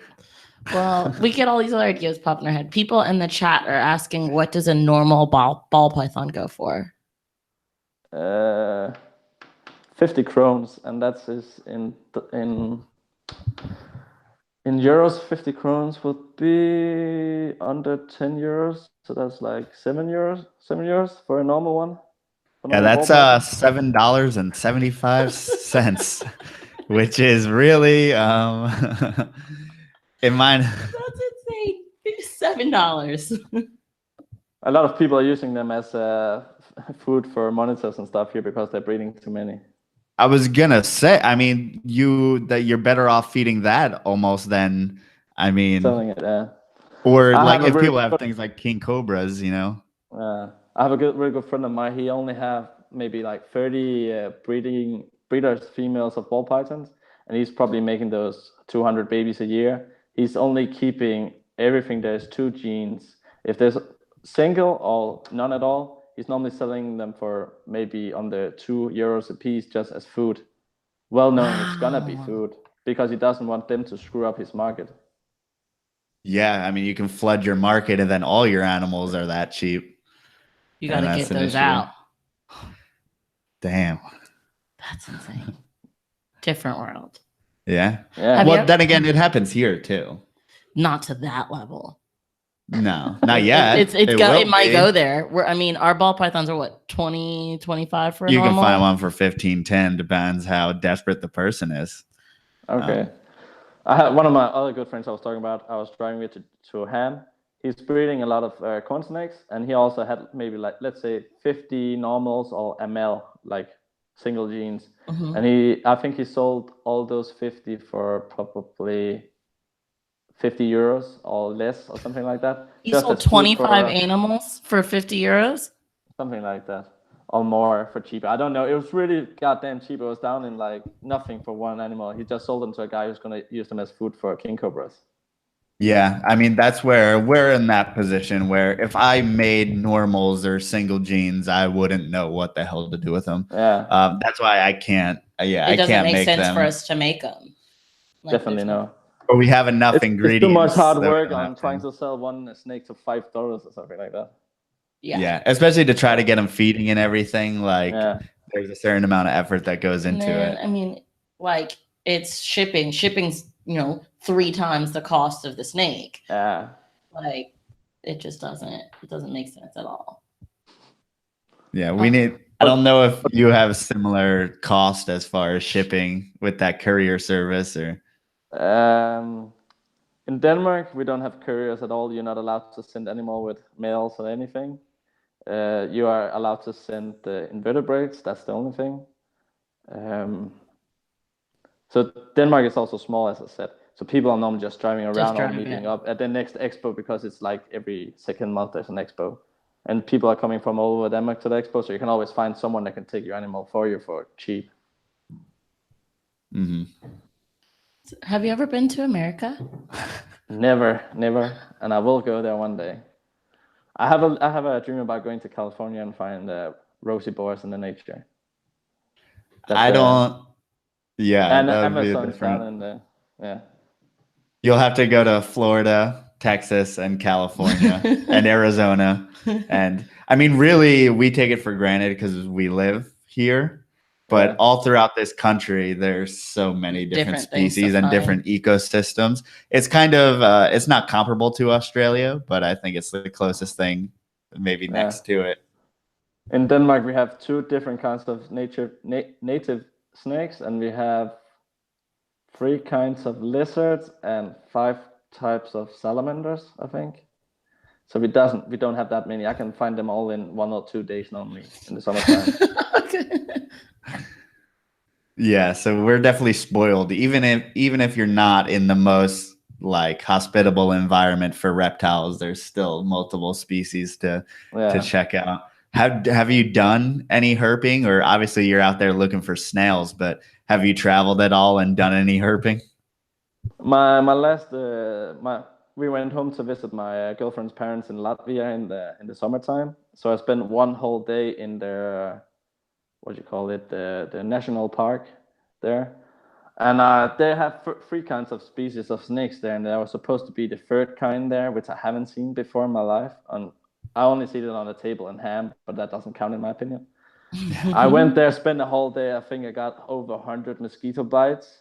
It was well worth it in the end. I didn't find the 3rd snake I really wanted to see, but I think I found 20 or 30 of the common grass snakes there, and I got a lot of good pictures of them on my phone. And I found a few frog species we don't have in Denmark either. So I think it was a good trip. So yeah, see that automatically 100 bites done. That would be like us finding just garter snakes, and we'd be like, "Screw this." That's it. Not worth it. Well, I think every time I'm seeing a reptile or amphibian, I'm like a little kid inside again, because I want to pick that up if I can. Or else I'll just take a bunch of pictures of it. And that's no matter if I've seen it 5 days in a row, I'll still do it. Okay, well, I have to go, unfortunately, because I have to go babysit. But I already want to say that we need to have him back on, because I feel like there's still so many like questions we have about how it works on the other side of the world. But thank you for coming on, and Joe, we'll still talk to you. Joe, no good exit. What do you mean? All right, I'll see you later. Okay, bye. In like a week. Oh yeah, we won't see each other for a week. Bye. Bye. So she's just leaving, and you're not gonna see your girlfriend for a week. Yeah, I mean that's. I don't have. You're looking at me like I can hear what he's saying. He just said you're just leaving, and I'm not gonna see you for a week. Yeah, I'm gonna go. I'm literally going to someone's house for 6 days to watch their teenagers. So she'll just go to like work and then to their house and work in their house. Yeah, it's not a thing that happens often, but. Okay, I would be super sad if my girlfriend went away so much. Oh no, it doesn't happen very often. Okay. Yeah, but you gotta do what you gotta do sometimes. Yeah, definitely. But podcasts. So the Hamm Show, like, what is it like? Like, we usually have our shows in like pretty nice convention centers, and there'll sometimes be talks and stuff like that. Is it similar to that? The Hamm is a pain in the butt, but that's because there's probably, let's say, 100, if not 200,000 of people going every year there. So, and there's probably getting exchanged more than 100,000 of euros every year there. So many people there, and it's not even one building. It is one building, but it's not only one hall. There's 2 halls. There's 2 tents connected to the building where you can go out in. There's heated. It's so crazy down there, and it's just like tables with 2 meters between them, and it's hard to get through all those people there. But how many vendors are there as a whole, do you think? I can figure out if you want me to. They're giving you not a flyer, but like a little book every time it's opening with all the tables numbers and all the venting numbers. I can go grab it if you want, where I can see it, but I think there would be like 200 or 300 vendors probably. Mm-hmm. Yeah, that's pretty crazy. And do you see like I know people from the US go there, and obviously from all over Europe. In March I was down there. I met a guy which I've been riding with him a few years back when I was working a lot with sandbores, and I met him down there, and back in the days, I said to him, if you're ever gonna go to Hamm on Europe, fucking hit me up. And he didn't hit me up, and I just found him in the crowd. I was like, Steve Tillis, you little nerd, why didn't tell me you were going? He was like all confused because he'd never seen me in real life before. He's like, oh, we didn't tell anyone because then they all wanted to meet up with me. I was like, I understand, but nerd. So popular. Yeah. He's a great guy. He's doing some really good work. I like that guy. Yeah, I think we were gonna have him on the talk blood pythons or something. We need to hit him up, and I know he's been to Africa and all that cool stuff. But he's a cool dude. So what do you do as far? I know you mentioned like dinners and stuff like that. Are there talks at the show, or you just hang out after? Well, there's no talks at the show, and it's normally just get in, get out business. And but there's a really nice restaurant really close to it where all the trades are normally happening outside of the expo, and where people are going to eat after. And we were sitting there, 12 Danish people, and eating in the middle of the show just to get some energy. And then we're normally leaving before the show is over, just because then it's easier with the traffic to get away. No talks at this. I don't know if when you had Casper on, he's doing something called Scandinavian Reptological Symposium, and that's where there's coming Ari Flegen, or what he's called, with the Boland. He's coming to have a speak there at this symposium. So there's coming 7 people from across the world, and a few Danish people to have a talk there. So that's in 2 weeks from now, as far as I know. So I'm also going to go to that. That's awesome. So it's kind of like we have, those are usually more here, like the IHS type of thing, or the different venomous symposiums, more of like a, what would you call it? Like an educational thing, not you're going to bring animals there to sell. Well, are you talking about the show or the Casper? What Casper's going to talk at? Casper, that's only going to be a symposium with talks. There's a few people there's throwing in a bunch of money to get it going and stuff, and getting started up, which will have a table there to sell some equipment. And there's also going to be a bookshop there, so you can buy the books of the people that's having the talk, so you can get it signed and stuff. That's what that's going to be about only. And then there's a guy in Denmark who started to do expos, and he put in a new thing with doing presentation or talks at the show while the show was going on. But there's only like 30 or 40 people going to hear these, so I don't know if it will be such a common thing in the Danish reptile expos.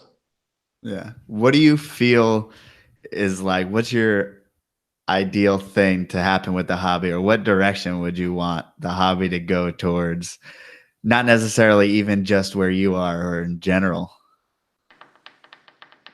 Oh, that's a hard question, because I don't know. I just want the obscure animals that's not that common in the hobby to get their start in the hobby. I would like to see some more passionate geeks and not passionate breeders.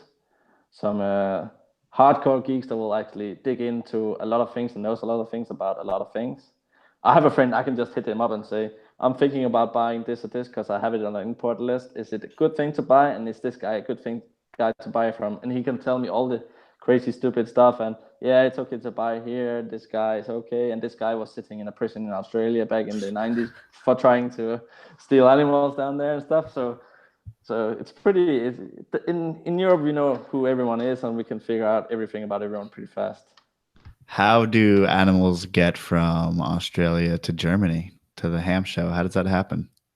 I don't think that can happen without you doing something illegal. I'm just wondering.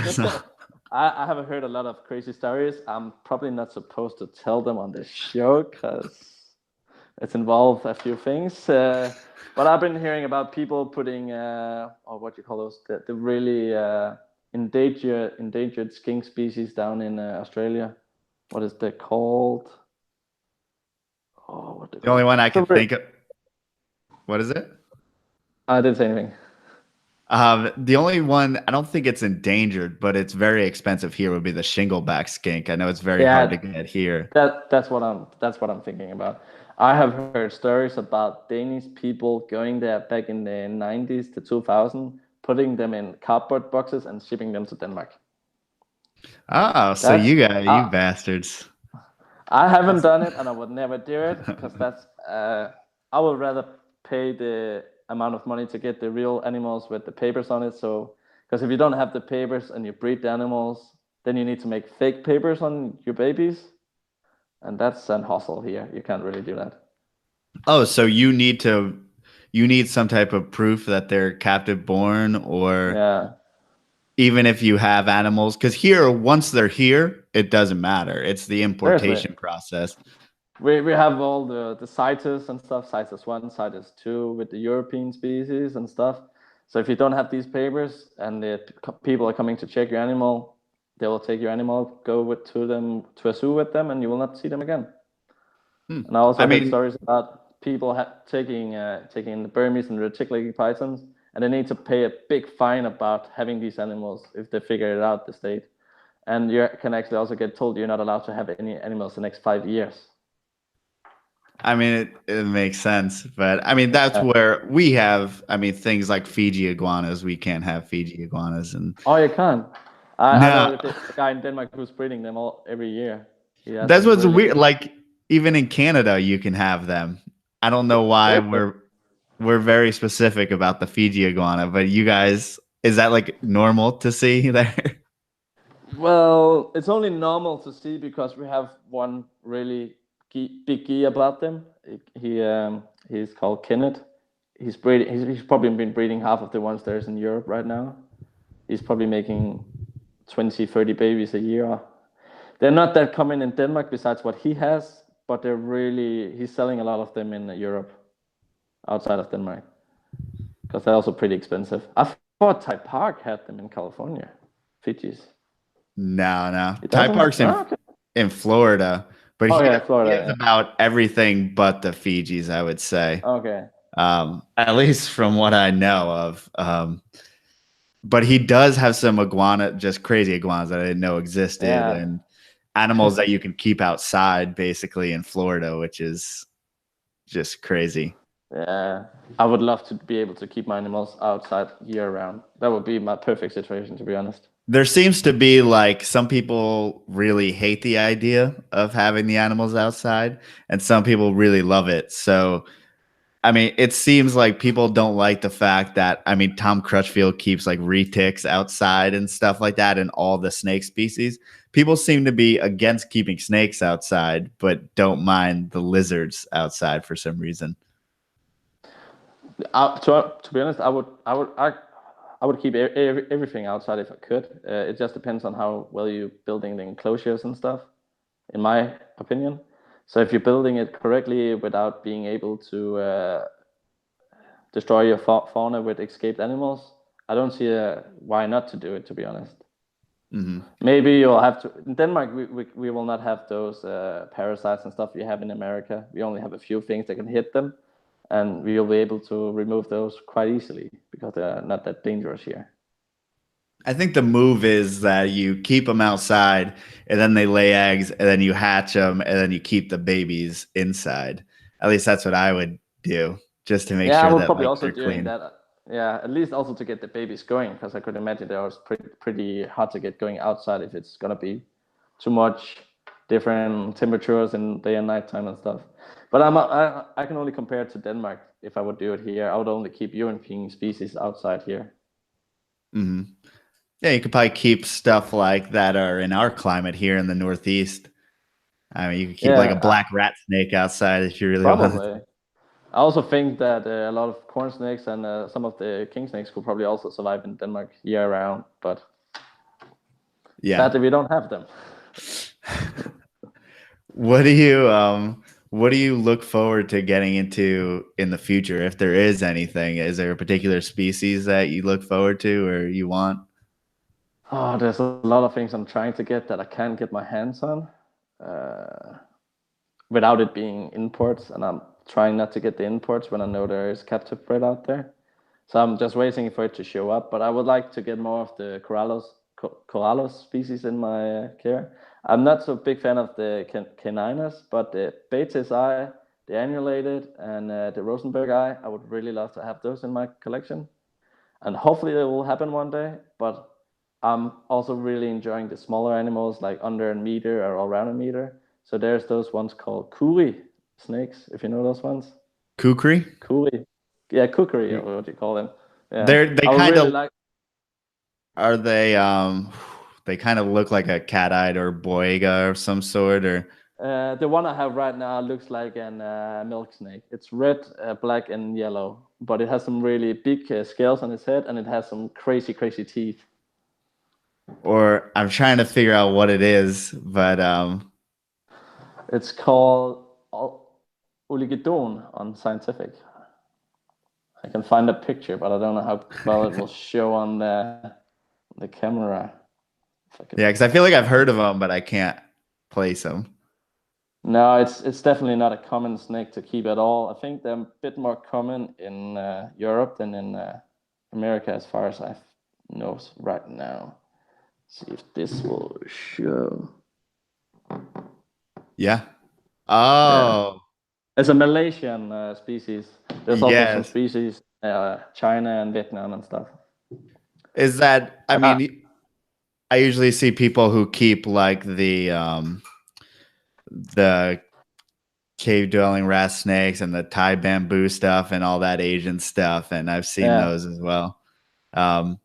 So those are hard to get where you are, or just in Europe in general? No. Oh, okay. The coxie and the bamboo is pretty common. The only reason why I'm not doing it is because the reptile room I have right now, I think it's getting too hot in the nighttime as far as I would go down with them, because they really like the low temperature by nighttime and in the wintertime. So one day when I will have a bigger house or something and I have a basement, I would probably have them in the basement. But right now I need to put with my situation. I don't want to buy animals and need to get rid of them later if I don't need to. So I will probably get them one day, but they're readily available here and not that expensive, to my opinion. Mm-hmm. But those ones I want to get, I can't really get them anywhere here. They're pretty expensive, the other ones. Really? Yeah. So, I mean, obviously you can only keep so many things that are kept differently. Like especially with the Asian species, I can't get a lot of them because I keep my room at like ambient 80 degrees. Yeah. So like there's only so much you can do as far as obviously you move them around rooms and everything like that. But I mean, it must be hard, man, to keep all these things in one spot. It takes a lot of time. It's not so much the space, it's more the different caretaking of all the animals. It's not just one thing I need to do every day. It's like multiple different things I need to do and different food items. And some animals need to get fed every second day, and some need to get fed once a week or more or something like that. So it's all the time compared to if I just had one species, I could just have like a rhythm with going every second or third day into my room, spot clean, water, food, boom, down, out. I need to water my terrariums every second day, and I need to feed my isopods every second day, and I'm feeding my lizards every second to third day, and the snakes every week till 2 weeks normally. So it's just always something new to do, but that's also what I'm enjoying about what I'm doing. It's not just the same all the time. I have something new to see every day I'm going in, and some animals are sleeping, some animals are active, and sometimes I'm going up, messing around in the terrarium, and they're just coming out like, oh, is it food today? No, it's not food today. And then they're going back away. So now, with the bioactive, I'm not too well versed on how it works. Are you doing like the layers of like drainage and stuff like that? How do you set up your bioactive? I'm not going as crazy as the hardcore geeks are going, because I think sometimes if you put too much effort into stuff like that, it will not pay out as well as if it just was simple. Sometimes the simple solution is the best answer, in my opinion, with a lot of the animals. So I'm just doing one layer of organic soil and then mix it with bark and leaves. And then I'm just putting in the plants and isopods, and then it's just going by itself, because the water will take down some of the pee and the toilet parts down its substrate, and the plants will get some energy from that, and the isopod will eat the rest, and they will eat the shit. So for me, it's just working out. It's like its own little micro habit. Mm-hmm. How often do you have to do a full sweep of everything? Like totally change the substrate and isopods and everything? I haven't done that in that since I made the first one in 2016. I haven't done a major clean out. I have only removed bigger toilet parts or shits, or trying to say it in a nice way. No, you can say shit. It's fine. Okay, I'm removing the big ones with the isopods. Will not get done in one evening. I'm removing those ones normally, but I'm probably checking every 1 to every second week if there's something I really need to remove, or else the isopods are really getting it done really good. And do you need to like feed them or anything, or are they just feeding off of the byproduct? They're eating the byproduct, and they're eating the leaves. Sometimes I'm putting in extra leaves in the terrariums because they're eating the leaves. And Is the this leaves some also specific kind of leaf? No, it is, but I don't know what to call them in English. It's not the pine trees, but like the other trees with like the big leaves. And when they're like old and brown and stuff, and really close to going really easy apart from each other, I'm just throwing them in there because the isopod love that stuff. And it also, when I'm putting a layer of that in the bottom, it will also keep the humidity more on the ground floor, so the plants will benefit more from the water. So I will not need to give as much water if there is not. Are they from outside, or is it some type of packaged? No, I pick up everything I can from the nature as far as possible. We don't have anything in the nature in Denmark that will harm your animal. Not really. The only thing there is, I can take in a few insects that will eat my isopods, but normally I will just put in the leaves in the oven for 20 minutes on 100 degrees, and then it will normally be fine for me to use.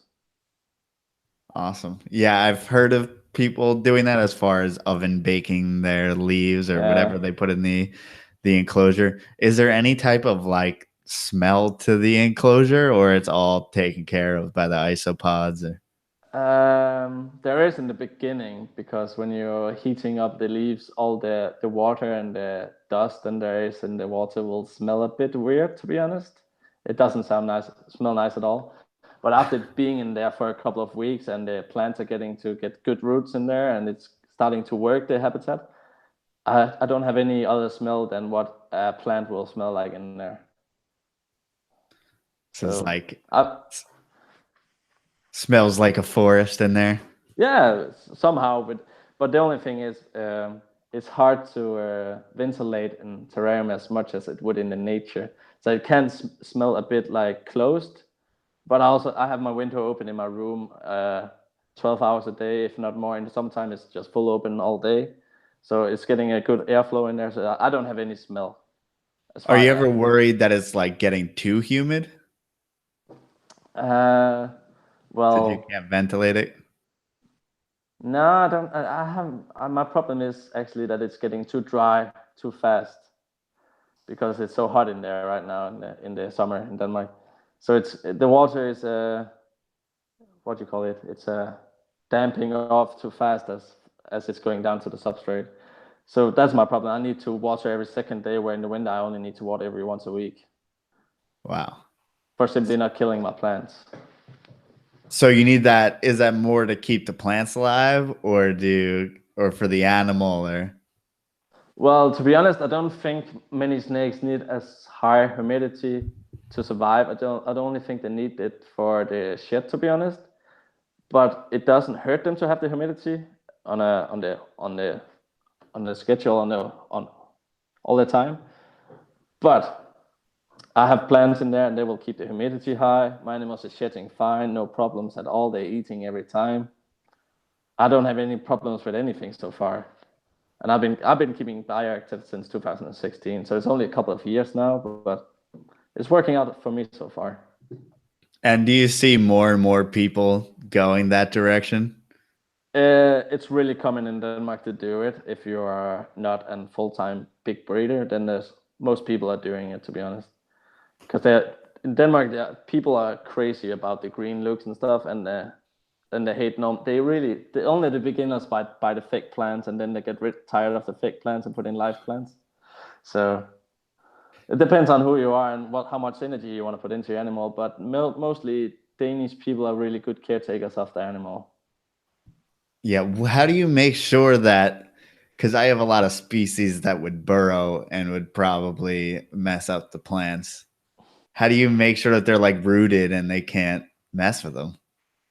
Well, normally I would make an enclosure and let it stand for a couple of months for it to get it. Also for getting the whole habitat and what do you call it?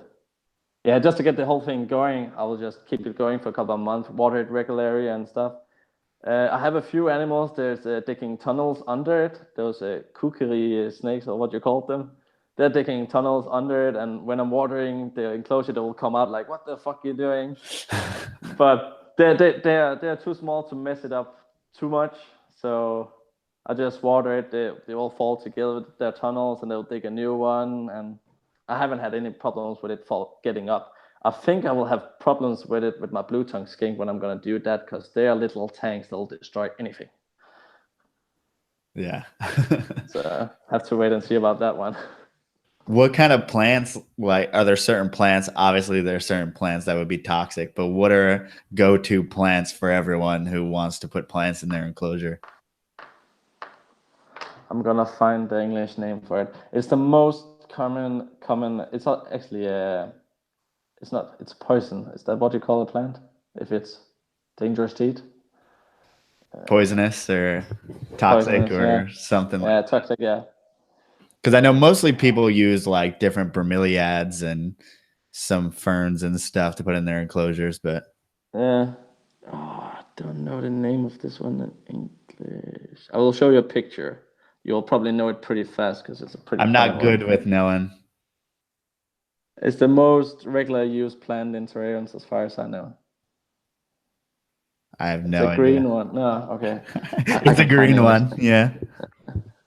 It's a green one. It's working really well, and it can go with dry and with really high humidity terrariums.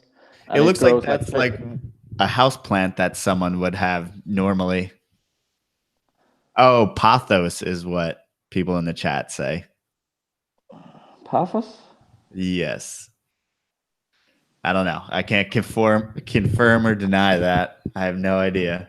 I have a whole list on my phone, but it's with the scientific names on them. I don't think that will help anyone out. I mean, it will work. We can definitely figure it out.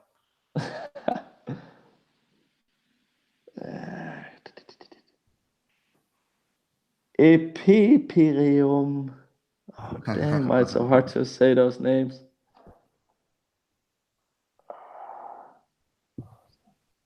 Oh, I hate my phone right now. No, you're good.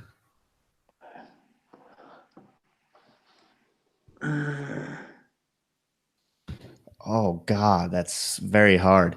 Epipremnum arerum? Yeah, something like that.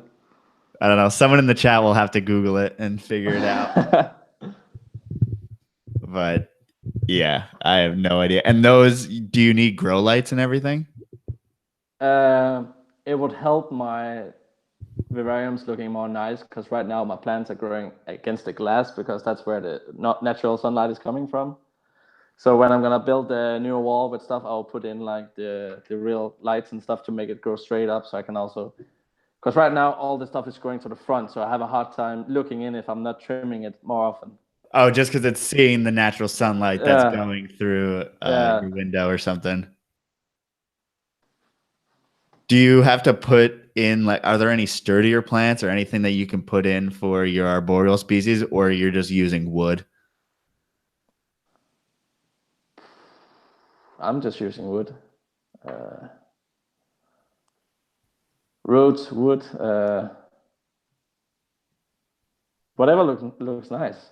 I'm building after what I think is looking nice in there. I can send you some pictures after how I've done it, but not. It's just like branches put in on different ways and like straight and stuff. Because the Amazons really like to have different things to lay on. They don't like to like coiled up on one branch. So they have like one part in the middle and one part on the side where they're gonna have like a big place where they can touch 5 or 6 branches just to lay out on. Yeah. Yeah, they like at least like 3 points of contact. You know, they want to be draped. And it's the same thing with the Rhino Rat snakes. They like the same way of perching. Really? Yeah. And now, do you want more Corrales? You don't Definitely. mind that they're like, I don't know. I took out mine the other day, and it's just they're fun, but they're definitely a handful at the same time. I think I've never got bit by one. I'm using a hook to get them out of the vivarium, but when I have them out, they're just chilling out, going like moving around. I don't have any problems with mine at all. Mm-hmm.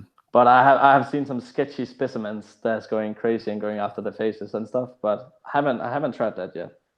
Yeah, I mean they're awesome snakes. They definitely have personalities, and not everyone would love. For Definitely. sure. And I don't it's one of my favorite species. Yeah. I mean, all the good snakes are like that anyway. Things like the annulateds, and I don't get why people like them. Like, why are you interested in things? I mean, obviously in Emerald, obviously like the Amazon basins, the obvious things that are beautiful, but like things like annulateds, and I don't know, I don't get it. You haven't seen the annulated Casper has? No. If you haven't, go check out his Instagram. They are so goddamn gorgeous. But I also told you earlier, I like the brown stuff, and the annulators are normally brown and dark, but I really enjoy those animals. I like the weird and nature colored stuff. I also enjoy the green, crazy green stuff, because that's what you see in the terrarium. You see a green snake in there, and people will be like, "That's crazy." Well, those slug-eating snakes look like they should be like aliens or something from a different planet. So, yeah, they have a big head and thin necks and big eyes and a weird short mouth compared to the face. And it's like, what the hell could that thing ever eat? You know, it doesn't look like it should work in the wild at any point. But I guess it makes sense if it's eating slugs and snails. Yeah. I have a video of it on my Instagram with it eating, actually pulling out the snails out of the eggs and dropping the shell. I have it on my Instagram if people want to check it out. Absolutely. So if people could get in touch with you, where can they get in touch with you? Oh, I'm spending most of my time on Instagram, MGReptiles, but I also made a Facebook page, MGReptiles. I'm not keeping it as well updated as my Instagram, but I'm trying. I also just send me a shoot on Facebook. I'll have a middle name people can write, but they can find me if they will. Definitely. MGReptiles on Instagram. Yeah. I mean, that's where most of at this point, I mean, that's where most of the people get in touch with me or get in touch with. I mean, it's the best place for reptiles right now. Definitely. I mean, unfortunately. I made a new logo for my Instagram and stuff a couple of weeks ago, and then I was putting up the process of me doing it and asking people advice what they think I should add and stuff. And when I finished my new logo, I designed it myself and draw it from the bottom. It took me 6 hours, and after that, there's a few people writing to me. So how much are you taking for making logos and stuff? Just for me sharing what the fuck I was doing. That's so weird. So now I'm making a logo for someone called Fisher Reptiles. I don't know where he's located, but he's breeding yellow anacondas. So he will have a new logo in the end of this week, hopefully, and then next week. So if you need a logo, there you go. Shoot me out. I will try to do it. Awesome. Well, thank you so much for being on. No problem. Great talking to you. If you guys want to get in touch with us, which I guess is just me right now, but Port City Pythons, Instagram, Facebook, Port City Pythons, YouTube, all that good stuff. And that's really it. Thank you guys for watching, and we will catch you next Monday.